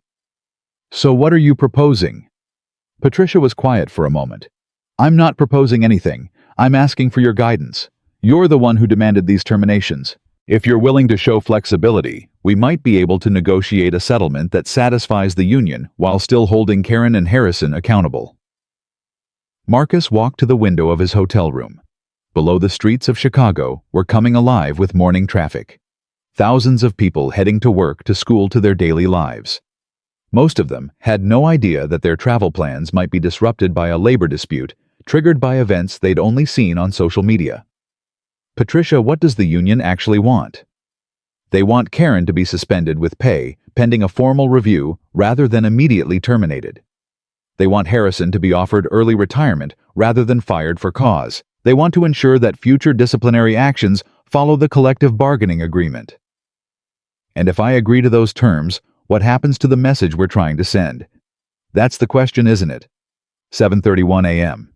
Marcus made a call to someone he hadn't spoken to in over 3 years. His mentor, Benjamin Crawford, had been the first black executive at a major Fortune 500 company back in 1978. He was 91 years old now, retired for 2 decades, but his mind was still sharp as a razor. Marcus, I've been watching the news. I wondered when you'd call. Benjamin, I need your advice. I figured as much. Tell me what's troubling you. Marcus explained the situation with the union, the threat of a strike, the potential compromise that might diffuse the crisis, but could also be seen as backing down. Benjamin listened without interrupting. When Marcus finished, the old man was silent for a long moment. Marcus, do you remember what I told you when you first took over Williams Industries?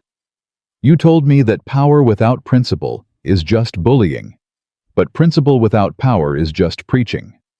That's right, and right now you have both. The question is how you use them. Benjamin, I don't want to cause a strike that disrupts millions of travelers during Christmas week, but I also don't want to send the message that discrimination is negotiable. Then don't negotiate on the principle.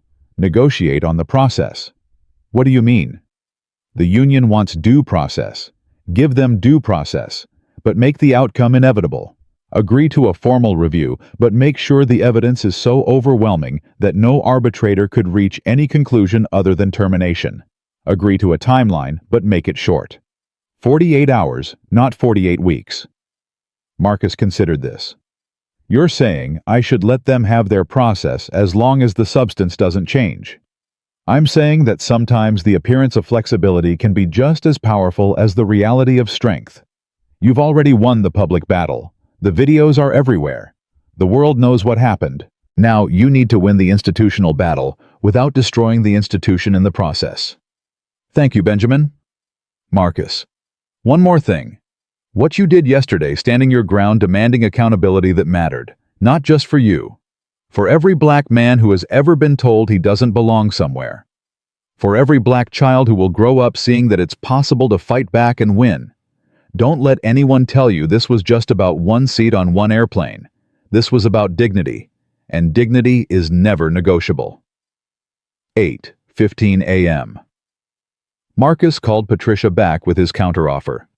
Tell the union I'll agree to a formal review process, but it has to be completed within 48 hours.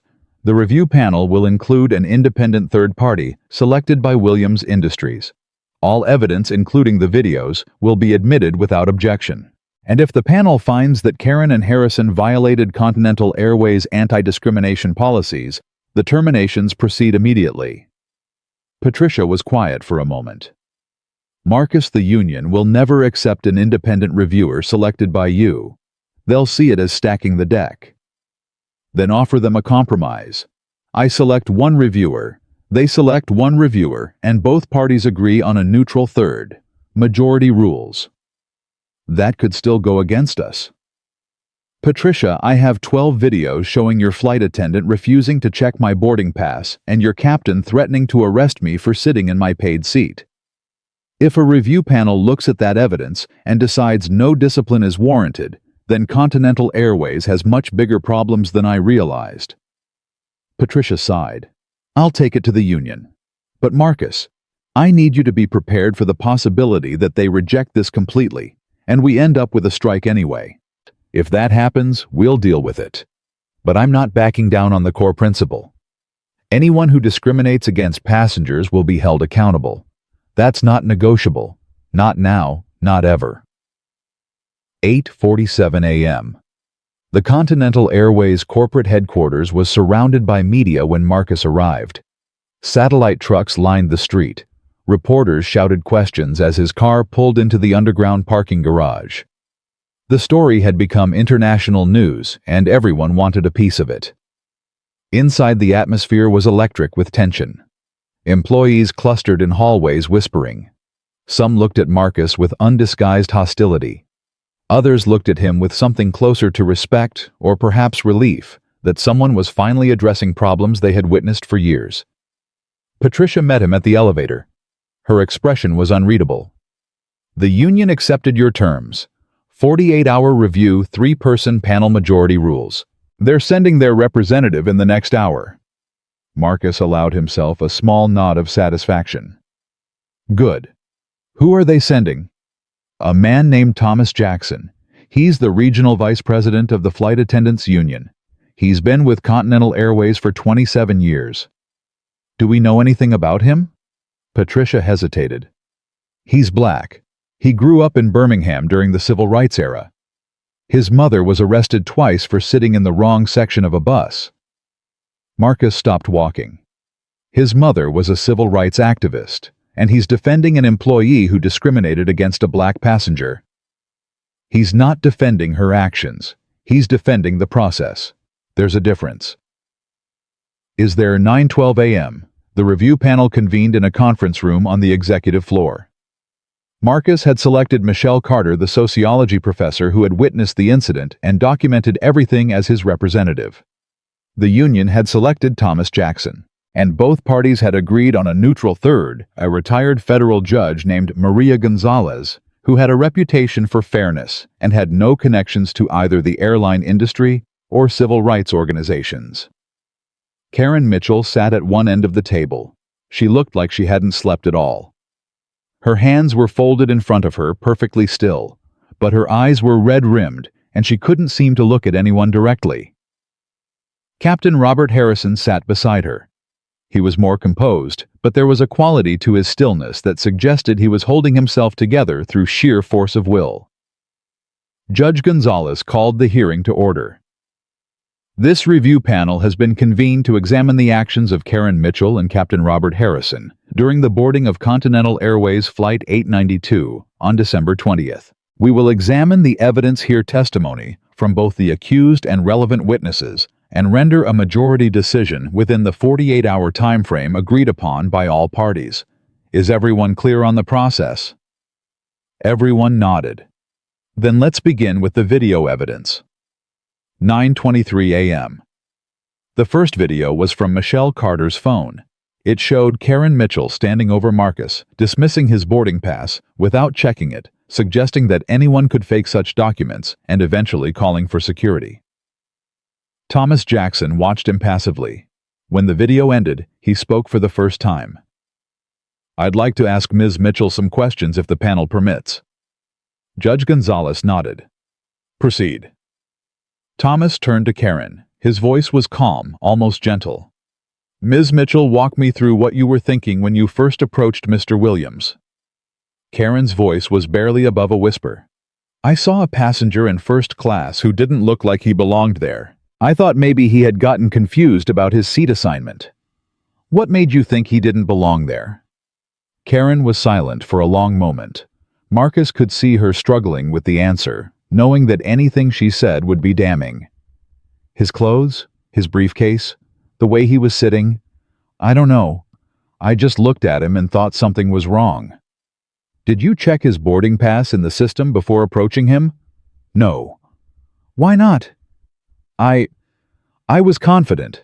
I thought I knew." Thomas leaned back in his chair. His expression was unreadable. "Ms. Mitchell, I've been a flight attendant for 27 years. I've served millions of passengers. And in all that time, I've never once approached a passenger and assumed they were in the wrong seat without first checking the manifest." "Why do you think you felt confident enough to skip that step?"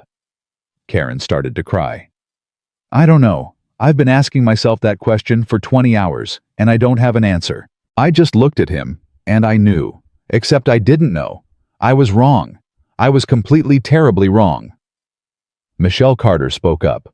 For the record, I'd like to note that Ms. Mitchell's certainty about Mr. Williams being in the wrong seat was so strong that even after he showed her his boarding pass, his ID, and his frequent flyer card, she still refused to verify his reservation in the system. She maintained her assumption despite mounting evidence that she was incorrect. Thomas nodded slowly. Ms. Mitchell, when Mr. Williams showed you his platinum frequent flyer card, what did you say? Karen's voice cracked. I said anyone could get those cards online now. Is that true?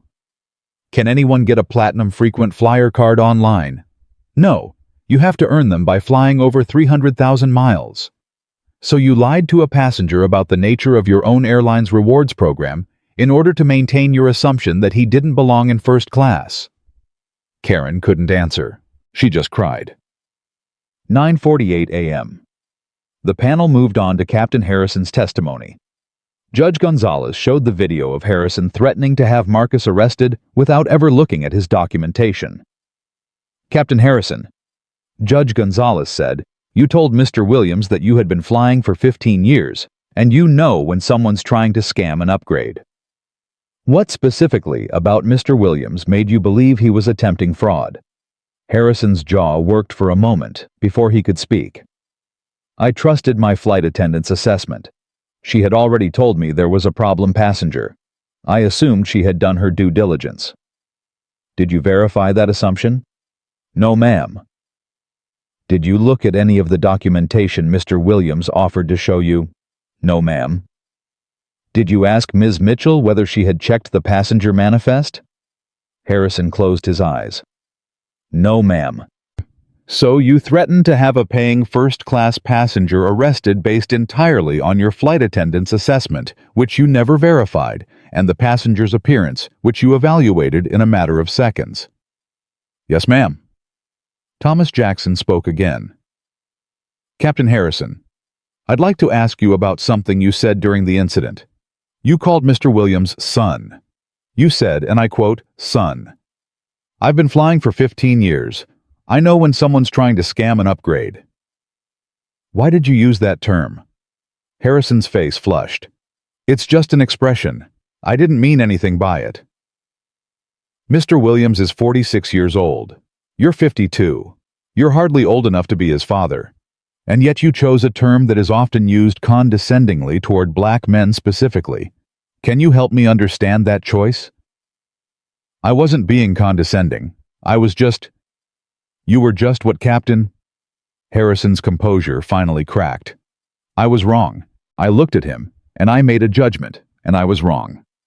I've been thinking about it all night, trying to understand why I reacted the way I did, and the only answer I can come up with is that somewhere deep down in a place I didn't even know existed, I didn't believe a black man in a hoodie could belong in first class. And that's not who I thought I was. That's not who I want to be. But it's apparently who I am, and I have to live with that. 10:07 a.m. The hearing room was silent. Even the lawyers had stopped taking notes. Harrison's admission hung in the air, raw and devastating. Michelle Carter broke the silence. Captain Harrison, I appreciate your honesty, but I want to ask you something.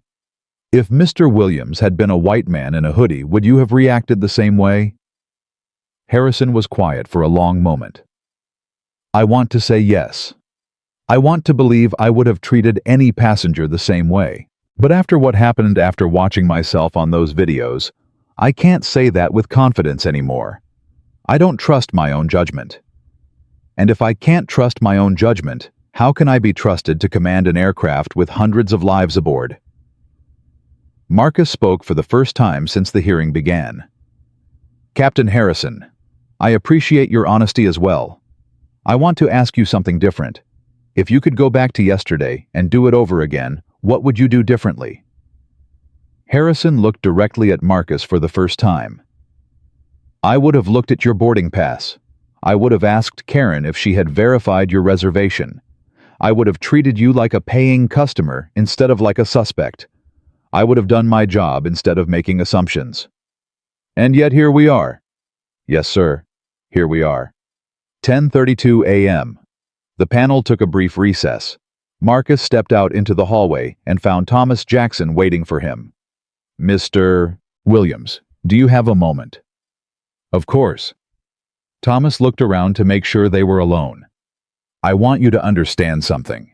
I'm not defending what Karen Mitchell and Robert Harrison did. As a black man who grew up in Birmingham, who watched his mother get arrested for sitting where she wasn't supposed to sit, I know exactly what discrimination feels like. It makes my stomach turn that I'm here representing a union that's protecting people who did what they did to you. Then why are you here? Because the process matters. Because if we allow people to be fired without due process, without a fair hearing, without the chance to face their accusers and respond to the evidence, then we create a system where anyone can be destroyed by an accusation. Today, it's Karen Mitchell. Tomorrow it might be a black flight attendant accused by a white passenger of being rude. The process protects everyone, even when it feels wrong. Marcus considered this. I understand your argument, but Karen Mitchell had 2 prior complaints in her file, both from passengers of color, both describing exactly what happened to me. She wasn't a first-time offender. She was a pattern. Thomas's expression shifted. I didn't know about the prior complaints. Of course you didn't. Continental Airways buried them. That's part of the problem I'm trying to fix. Can you prove that the prior complaints... Marcus pulled out his phone and showed Thomas the documentation his team had compiled. The 2 previous complaints. The lack of follow-up. The absence of any disciplinary action. Thomas read for a long moment. When he looked up, his eyes were different. Mr. Williams, I need to make a phone call. 10:58 a.m. When the panel reconvened, something had changed. Thomas Jackson's demeanor was different. He was no longer the impartial union representative protecting due process. He looked like a man who had just discovered something that shook his worldview. Judge Gonzalez, Thomas said, I'd like to request permission to introduce new evidence. What kind of evidence?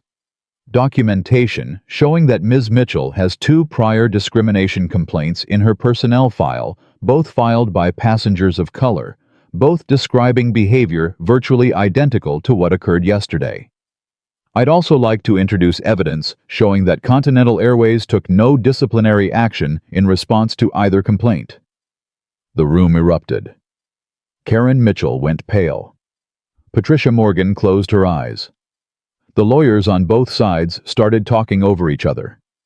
Judge Gonzalez called for order. Mr. Jackson, you're the union representative. Why are you introducing evidence that damages your own client's case? Thomas stood up slowly. His voice was steady, but carried an undercurrent of emotion. Because I didn't become a union representative to protect discrimination. I became a union representative to protect workers' rights. And when I learned that Karen Mitchell has been discriminating against black passengers for years, and that Continental Airways has been covering it up, I realized that the process I was defending was itself corrupt. The process isn't protecting workers. It's protecting a system that allows racism to flourish. He turned to Karen. Ms. Mitchell, I'm withdrawing the union's objection to your termination. You should have been held accountable years ago. The fact that you weren't is a failure of this airline, and frankly a failure of my union. I apologize to Mr. Williams and to every passenger you have ever mistreated. 11:17 a.m. The panel's deliberation took exactly 11 minutes. When they returned, Judge Gonzalez read the unanimous decision. This panel finds that Karen Mitchell and Captain Robert Harrison violated Continental Airways' anti-discrimination policies through a pattern of assumptions and actions based on racial bias rather than verified facts. We recommend immediate termination for both employees effective immediately.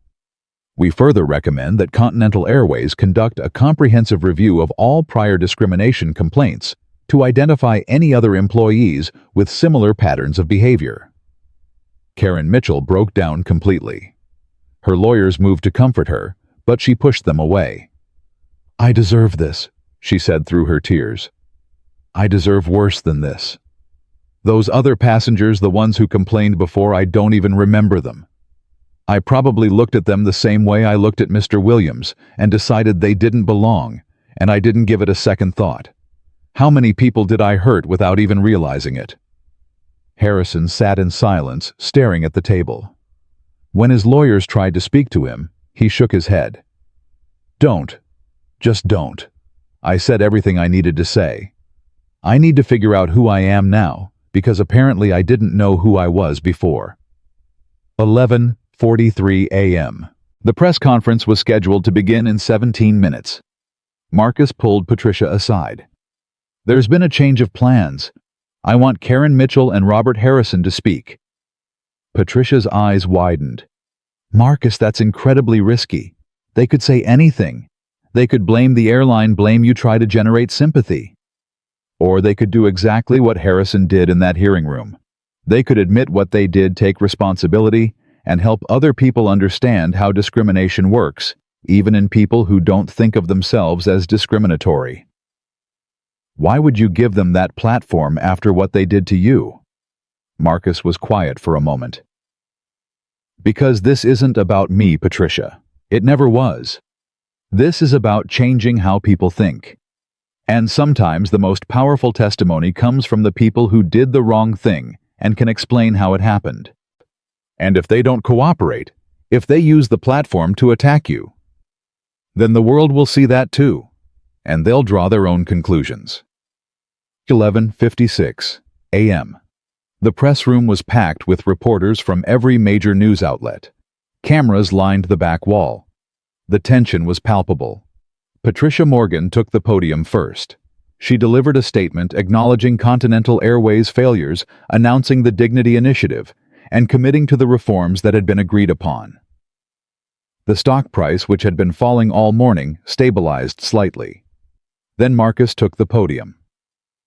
"Yesterday I was told I didn't belong in my own seat on a plane that my company partly owns. I was threatened with arrest. I was called names. I was humiliated in front of dozens of passengers, and the only reason I'm standing here today instead of in a police holding cell is because I happen to have the resources and the platform to fight back." He paused, letting the words sink in. "But I'm not here to talk about what happened to me.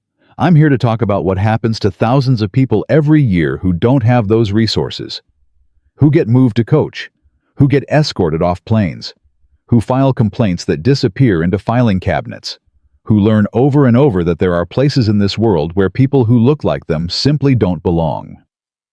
He gestured toward the side of the stage. "I've asked the 2 employees who discriminated against me to speak, not because I've forgiven them, but because I believe their perspective can help us understand how this happens. How good people who don't think of themselves as racist can nevertheless treat someone as less than human based on nothing more than appearance." Karen Mitchell walked to the podium. Her face was streaked with tears, but her voice was steady. "My name is Karen Mitchell. Yesterday, I looked at a black man sitting in first class and decided he didn't belong there.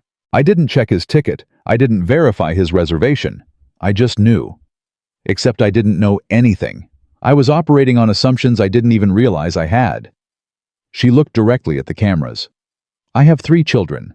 A daughter who's 12, a son who's 9, a daughter who's 6.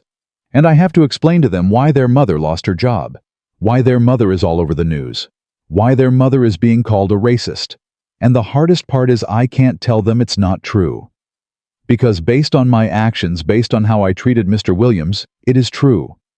I am what they're calling me, and I have to live with that." She stepped back from the podium, unable to continue. Captain Harrison took her place. His uniform was gone. He was wearing civilian clothes for the first time in 15 years. "I told Mr. Williams yesterday that I knew a scammer when I saw one. I was so confident, so certain, and I was completely, utterly wrong. I didn't see a scammer. I saw a black man in casual clothes, and something in my brain decided he couldn't possibly belong in first class. He shook his head slowly. I've spent the last 18 hours trying to understand how that happened. I don't consider myself a racist. I have friends of all backgrounds. I've never used slurs or told racist jokes. I thought I was one of the good ones. But yesterday I learned that racism isn't just about what you say or what you believe. It's about what you do. It's about the snap judgments you make without thinking. And by that measure, I'm guilty. He looked at Marcus, who was standing at the side of the stage. Mr. Williams, I know you haven't forgiven me. I wouldn't forgive me either. But I want you to know that I'm going to spend the rest of my life trying to understand what happened in my brain yesterday. And I'm going to do everything I can to make sure it never happens again to me or to anyone else. 12:31 p.m. The press conference ended with Marcus taking questions from reporters. The questions were pointed, sometimes hostile, sometimes sympathetic. But Marcus answered each one with the same calm authority he had shown throughout the entire ordeal. Mr. Williams' critics are saying you're using your wealth and power to destroy the careers of working-class employees. How do you respond? I respond by pointing out that those working-class employees tried to have me arrested for sitting in my own seat. I respond by pointing out that Karen Mitchell had 2 prior complaints for similar behavior that Continental Airways ignored. And I respond by asking if I had been just another passenger without resources, what would have happened to me? I would have been moved to coach or removed from the plane entirely, and nothing would have changed. The system would have protected itself. Again. Mr. Williams, do you believe Continental Airways can actually change, or is this just damage control? I believe change is possible. Whether it actually happens depends on what happens after the cameras go away. That's why I've insisted on independent oversight on public reporting on consequences for backsliding. Words are easy. Implementation is what matters. Mr. Williams, what message do you want people to take away from this experience? Marcus was quiet for a moment, choosing his words carefully. I want people to understand that discrimination doesn't require malice. It doesn't require white hoods or burning crosses. It can be as simple as a flight attendant looking at a passenger and deciding in a split second that he doesn't belong. I want people to examine their own assumptions. I want them to ask themselves, when I make snap judgments about people, what am I really seeing? And is what I'm seeing real? Or is it a story I've been told my whole life about who belongs where? He paused. And I want people who experience discrimination to know that they're not alone, that it's not their fault, that they have the right to be believed, to be treated with dignity, to sit in any seat they've paid for. That's not a privilege. That's a basic human right. And no one should ever have to be a billionaire to claim it. 12:47 p.m. The press conference ended. The cameras were packed away. The reporters filed out to write their stories. But Marcus Williams remained at the podium for a moment longer, looking out at the empty room. 24 hours ago, he had been sitting in seat 1A, reading emails on his phone, waiting for a routine flight to Chicago. Now everything had changed. Not just for him, for an entire airline. For the thousands of employees who would undergo mandatory bias training.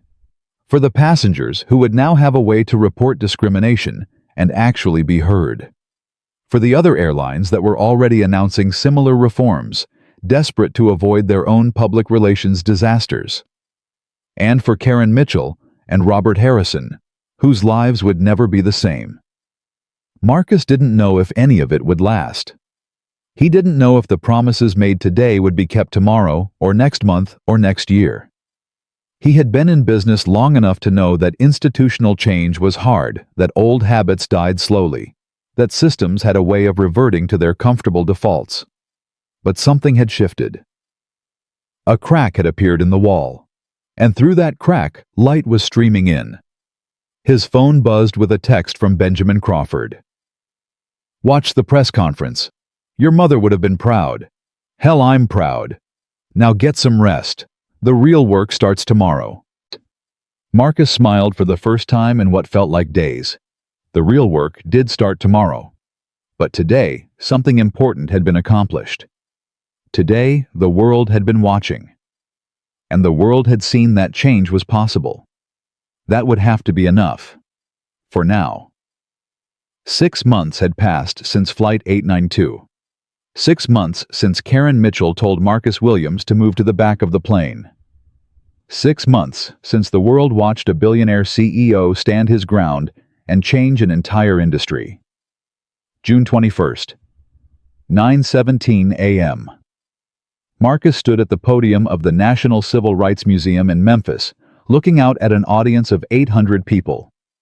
Business executives, civil rights leaders, government officials, airline industry representatives, and journalists from around the world had gathered for the first annual Transportation Equality Summit.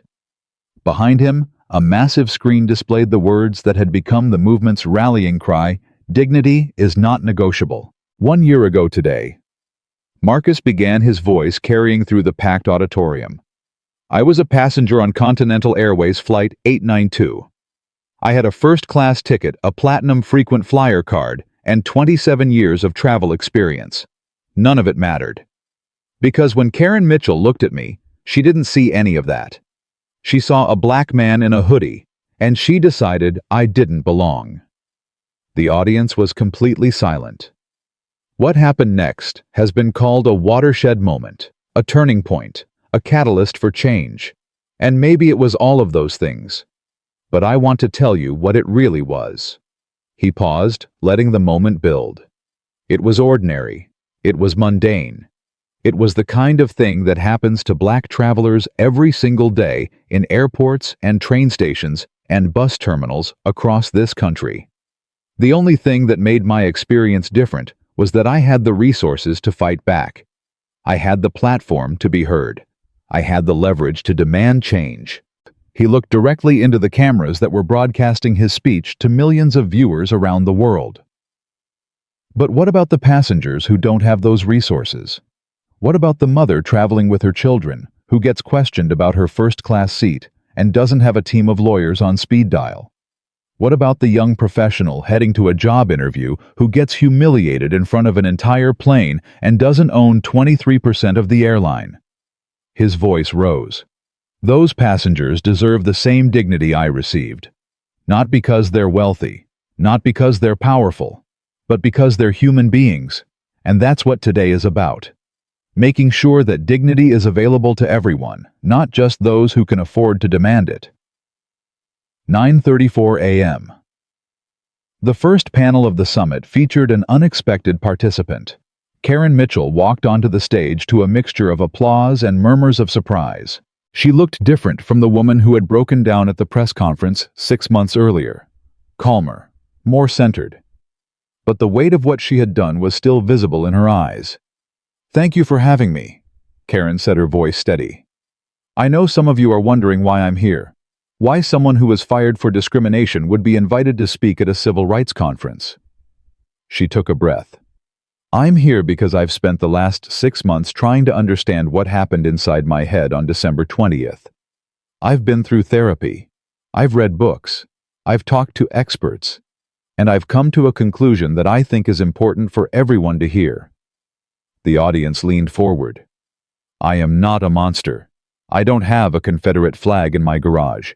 I don't use racial slurs. I genuinely believed before that day that I treated everyone equally. And that's exactly the problem. I was so convinced that I wasn't racist that I never examined my own assumptions. I never questioned the snap judgments I made about people. I never asked myself why I looked at Marcus Williams and immediately decided he didn't belong." She turned to face a screen that displayed her personnel file, including the 2 prior complaints. Those complaints should have been a wake-up call. Someone was trying to tell me something was wrong. But I dismissed them. I told myself the passengers were oversensitive. I told myself I was just doing my job. I told myself anything except the truth. Her voice cracked slightly. The truth is that I was discriminating against people, and I didn't even know it. And that's the most dangerous kind of discrimination. Because you can't fix what you can't see. 9:52 a.m. The panel continued with Captain Robert Harrison, who had traded his pilot's uniform for a simple suit. He had not flown since December 21st. His commercial license had been voluntarily surrendered pending completion of an extensive rehabilitation program. "I spent 15 years in cockpits," Harrison said. "I was responsible for hundreds of thousands of lives. I prided myself on my judgment, my instincts, my ability to make split-second decisions under pressure. And then, in one moment, all of that training failed me." He looked at Marcus, who was sitting in the front row. Mr. Williams offered to show me his boarding pass, his ID, his frequent flyer card. He offered multiple times, and I refused to look. I refused because I had already made my decision. I had already convicted him in my mind, and nothing he could have shown me would have changed that. He shook his head slowly. "That's not judgment. That's not instinct. That's prejudice. Pure and simple. And if I could be that wrong about a passenger, how many times was I wrong about other things? How many decisions did I make in my career that I thought were based on facts, but were really based on assumptions?" A hand shot up from the audience. A young black man, perhaps 25, wearing a military uniform. "Captain Harrison, I'm a pilot in the Air Force. I'm training to become a commercial pilot after I finish my service. What advice would you give me?" Harrison was quiet for a long moment. "I would tell you to question everything, especially yourself. Every time you make a snap judgment about someone, ask yourself why. Every time you feel certain about something without evidence, ask yourself what that certainty is based on. And never ever stop asking those questions. Because the moment you think you've got it all figured out is the moment you're most likely to make the kind of mistake I made." 10:14 a.m. The summit broke for a short recess. Marcus found himself surrounded by people wanting to shake his hand, take photos, share their own stories of discrimination. He greeted each one warmly, but his attention was drawn to a young woman standing at the edge of the crowd, clearly wanting to approach, but too nervous to push forward. He excused himself and walked over to her. "You look like you have something to say." The young woman startled slightly. "Mr. Williams, I'm sorry, I didn't mean to bother you." "You're not bothering me. What's your name?" "Angela Thompson. I wrote you a letter after the incident. You probably don't remember." Marcus's expression changed. "Angela, you were on United Flight 237. You experienced something similar to what happened to me, but you didn't have the resources to fight back." Angela's eyes widened.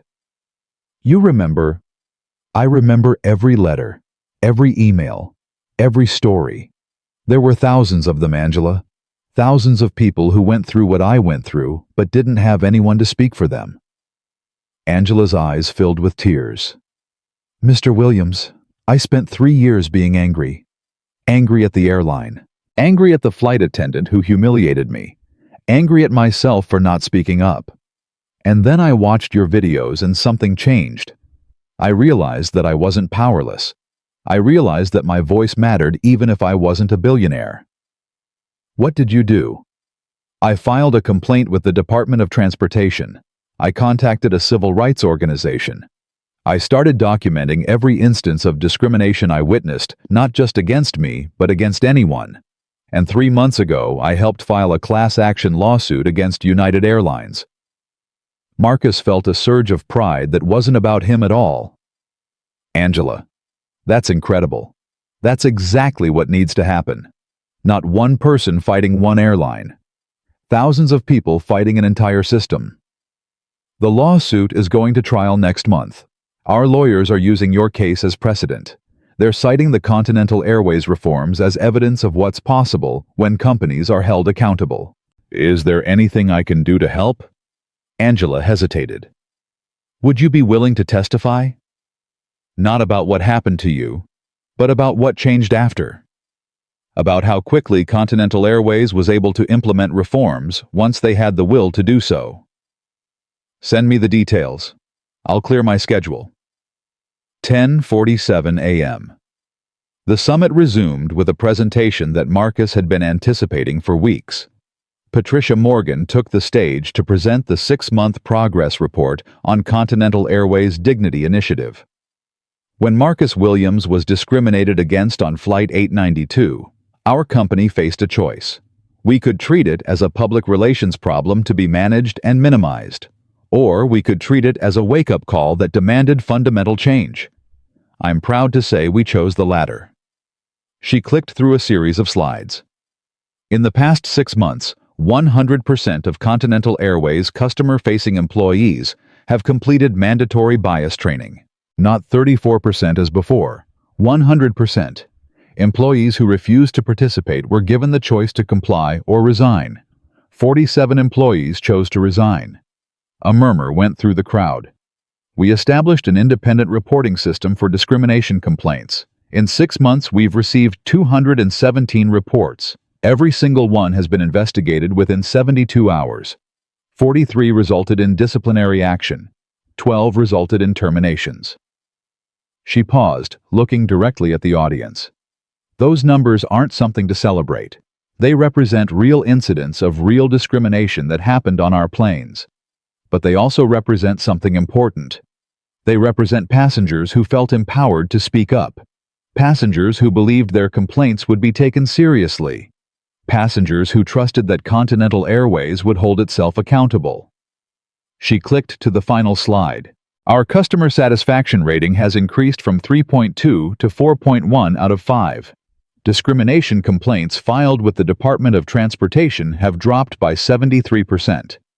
And our stock price, which dropped nearly 5% in the immediate aftermath of the incident, has not only recovered but exceeded pre-incident levels by 8%. She looked at Marcus. It turns out that treating people with dignity is good for business. Who knew 11:08 a.m.? The summit's most emotional moment came during the afternoon session when Derek Mitchell took the stage. Karen's husband, the veteran who had come to Marcus's hotel room 6 months earlier, begging for mercy for his family. "I'm not here to defend what my wife did," Derek began. "What she did was wrong. It was harmful. It deserved consequences. But I am here to talk about what happened after." He pulled out a piece of paper. 6 months ago, Mr. Williams made a promise to me. He said the Williams Foundation would provide support for my family so that our children wouldn't suffer for their mother's mistakes. He didn't have to do that. He had every right to walk away and let us deal with the consequences on our own. Derek's voice grew thick with emotion. Our daughter Emma is 12 years old. She's old enough to understand what happened. She's old enough to have seen the videos, read the articles, heard the things people said about her mother. For weeks after the incident, she wouldn't talk to Karen. She felt betrayed. She felt ashamed. He looked at Karen, who was sitting in the audience with tears streaming down her face. But then Emma started asking questions. She wanted to understand how her mother could do something like that. And Karen, to her credit, didn't make excuses. She didn't minimize what she did. She sat Emma down and explained everything.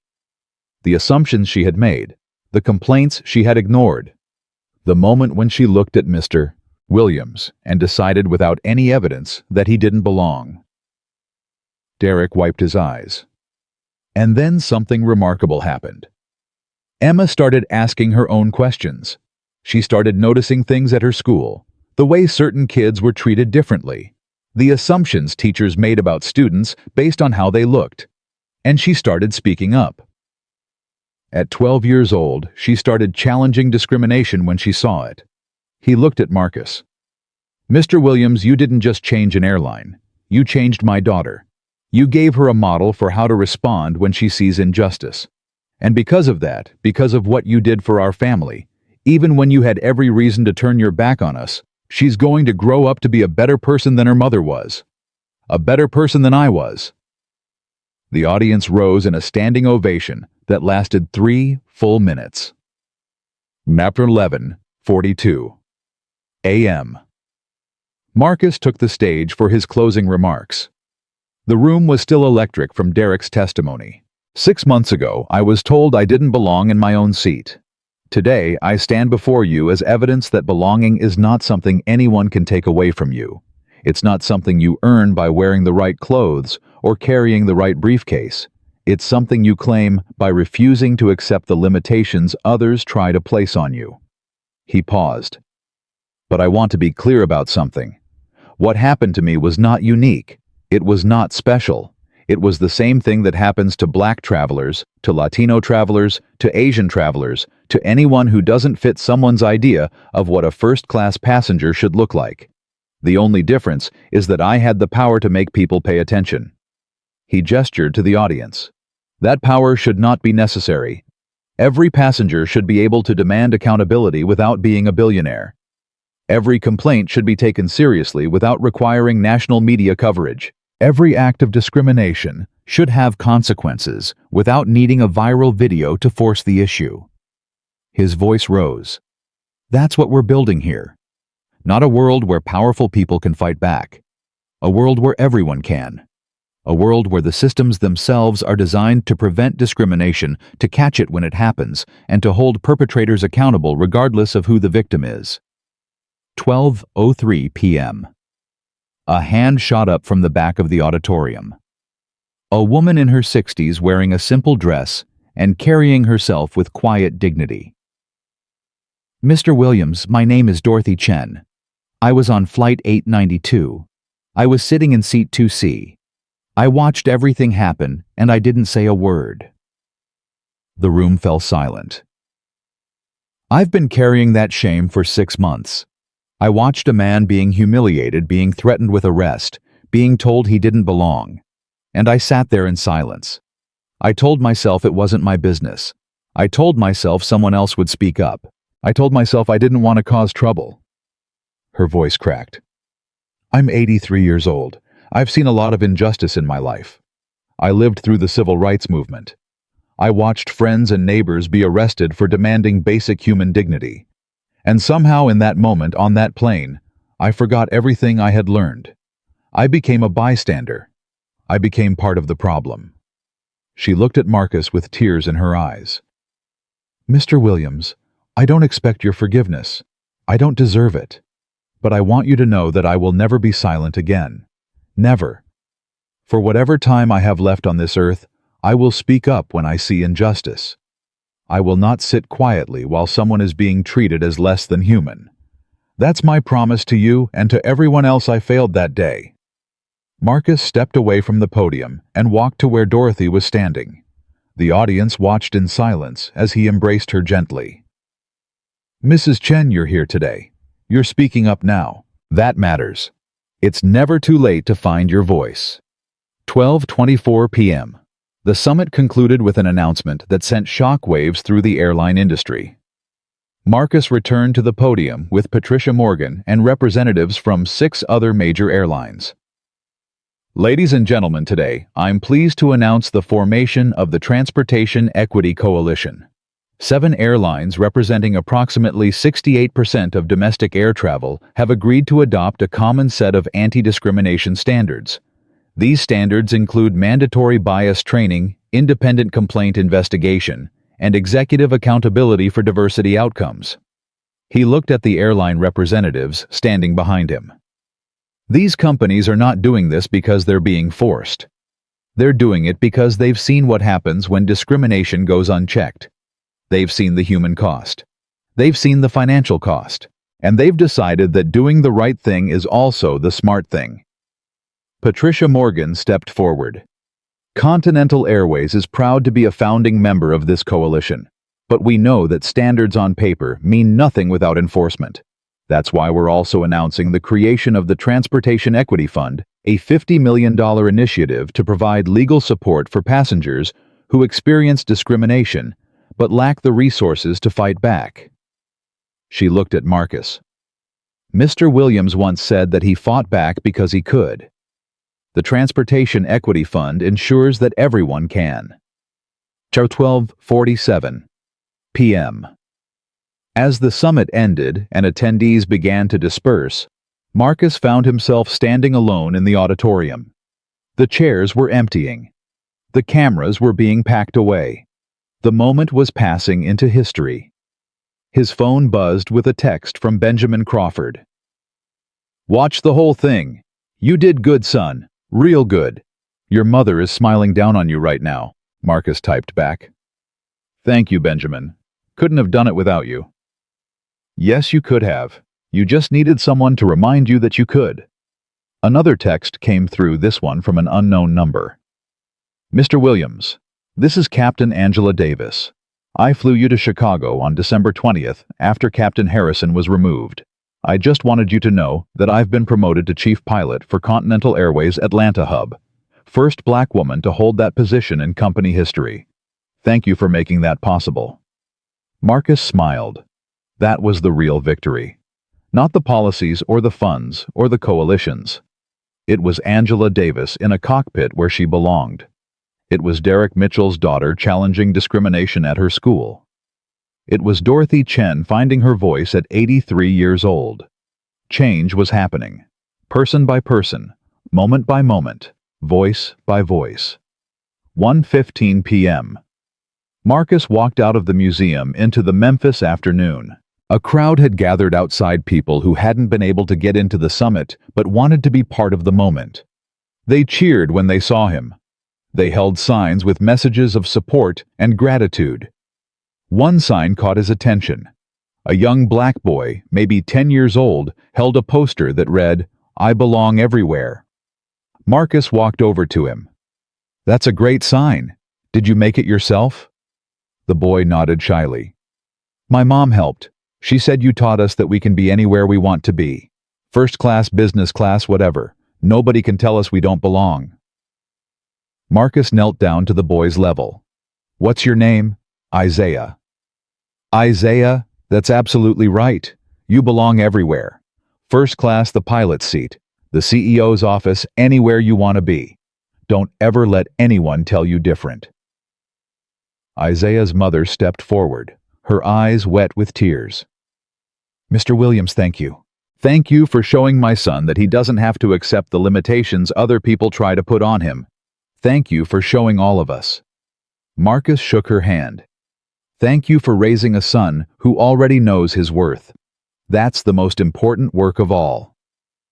1:43 p.m. As Marcus's car pulled away from the museum, he received a call from an unexpected source.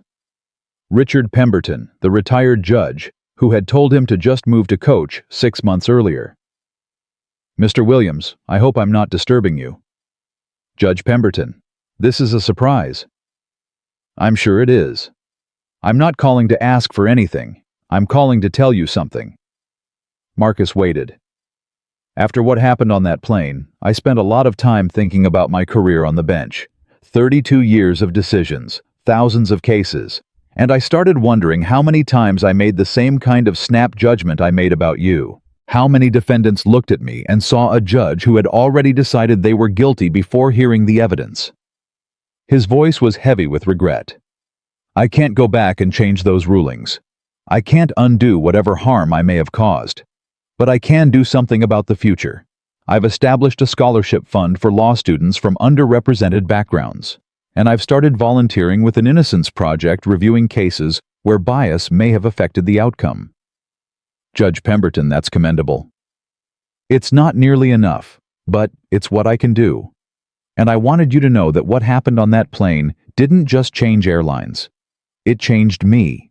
It made me look at myself in a way I never had before, and I didn't like what I saw. But at least now I see it." 2:17 p.m. Marcus returned to his hotel room to prepare for his flight back to Chicago. His phone was filled with messages from board members, reporters, and well-wishers. But one message stood out. It was from Karen Mitchell. "Mr. Williams, I watched your speech today. I watched Derek testify about our family. I watched everything, and I cried through most of it. I don't expect you to read this, and I certainly don't expect you to respond. But I wanted you to know that I'm grateful. Not for losing my job. That was appropriate. I'm grateful that you responded to my mistake with something other than pure vengeance. I'm grateful that you helped my family when you had every right to let us suffer. And I'm grateful that you've given me a chance to become someone different, someone better. I don't know if I'll ever fully succeed. I don't know if I'll ever be free of the biases that got me into this situation. But I'm trying. Every day I'm trying, and that's because of you." Marcus read the message twice. Then he typed a response. "Karen, growth requires honesty, and honesty requires courage. You've shown both. Keep trying. That's all any of us can do. 3:02 p.m. The flight back to Chicago was on Continental Airways. Marcus had considered flying a different airline just to avoid the awkwardness, but he had decided against it. If he was going to demand that Continental Airways change, he needed to be willing to see that change for himself. He boarded in first class. Seat 1A. The same seat where everything had started. The flight attendant who greeted him was a young black woman named Jasmine. She smiled warmly as she checked his boarding pass. "Mr. Williams, it's an honor to have you flying with us today. I was watching the summit live stream during my break. What you said about dignity being available to everyone, not just those who can afford to demand it. That really resonated with me." "Thank you, Jasmine. How long have you been with Continental Airways?" 4 years.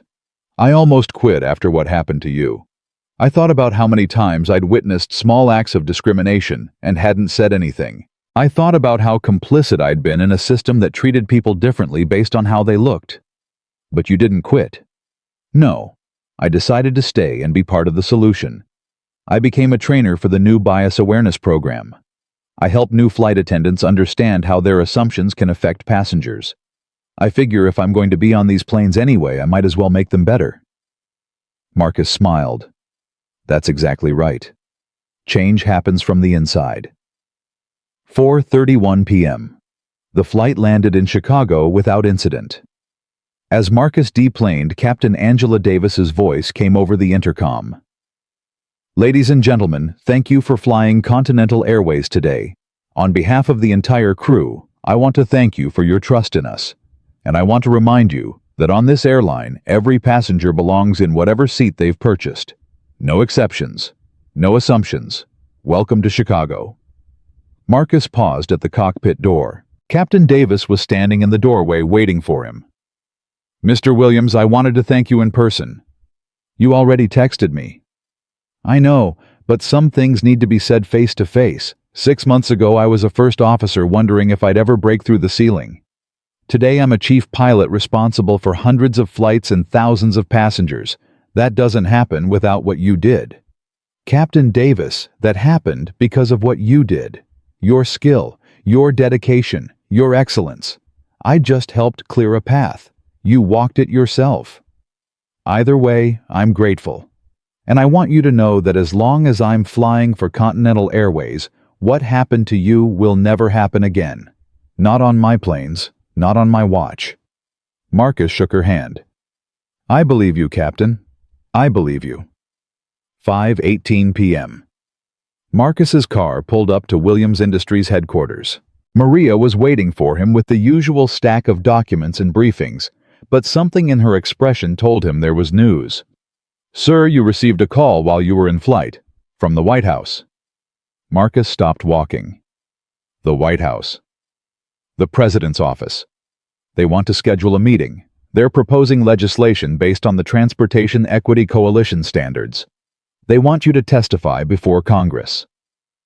For a moment, Marcus was speechless. 6 months ago, he had been a businessman fighting for the right to sit in his own seat. Now he was being asked to help shape national policy. Schedule the meeting, and Maria. "Yes, sir. Thank you for everything. These past 6 months wouldn't have been possible without you." Maria smiled. "Sir, I've worked for you for 7 years. I've watched you build companies, close deals, navigate crises. But what you've done these past 6 months, that's the work that matters. That's the work that lasts." 6:02 p.m. That evening, Marcus sat in his office watching the sun set over Lake Michigan. His desk was covered with documents, proposals, and plans for the next phase of the Transportation Equity Initiative. There was so much more to do.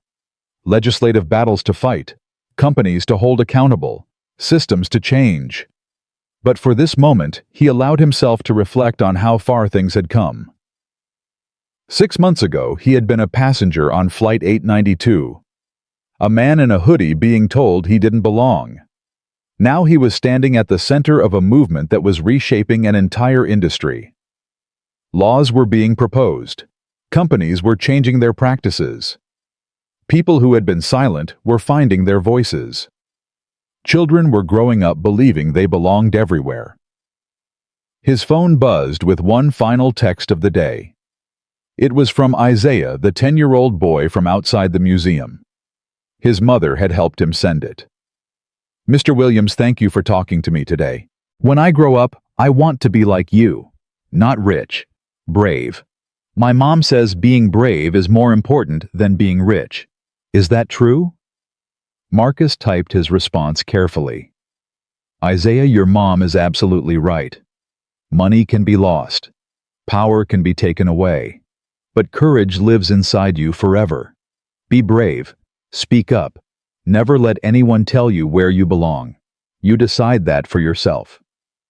He set down his phone and looked out at the city lights beginning to twinkle against the darkening sky. The work would continue tomorrow, and the day after that, and the day after that. There would be setbacks and frustrations and moments when it seemed like nothing had really changed at all. But tonight, Marcus Williams knew something with absolute certainty. He had taken a moment of humiliation and transformed it into a movement for dignity. He had taken a single incident of discrimination and turned it into a catalyst for industry-wide reform. He had taken his own pain and used it to ensure that others would suffer less. And that was something no one could ever take away from him. Change had become contagious. And it was spreading. The world was watching, and the world was learning that dignity was not negotiable. Not on Flight 892. Not anywhere. Not ever again.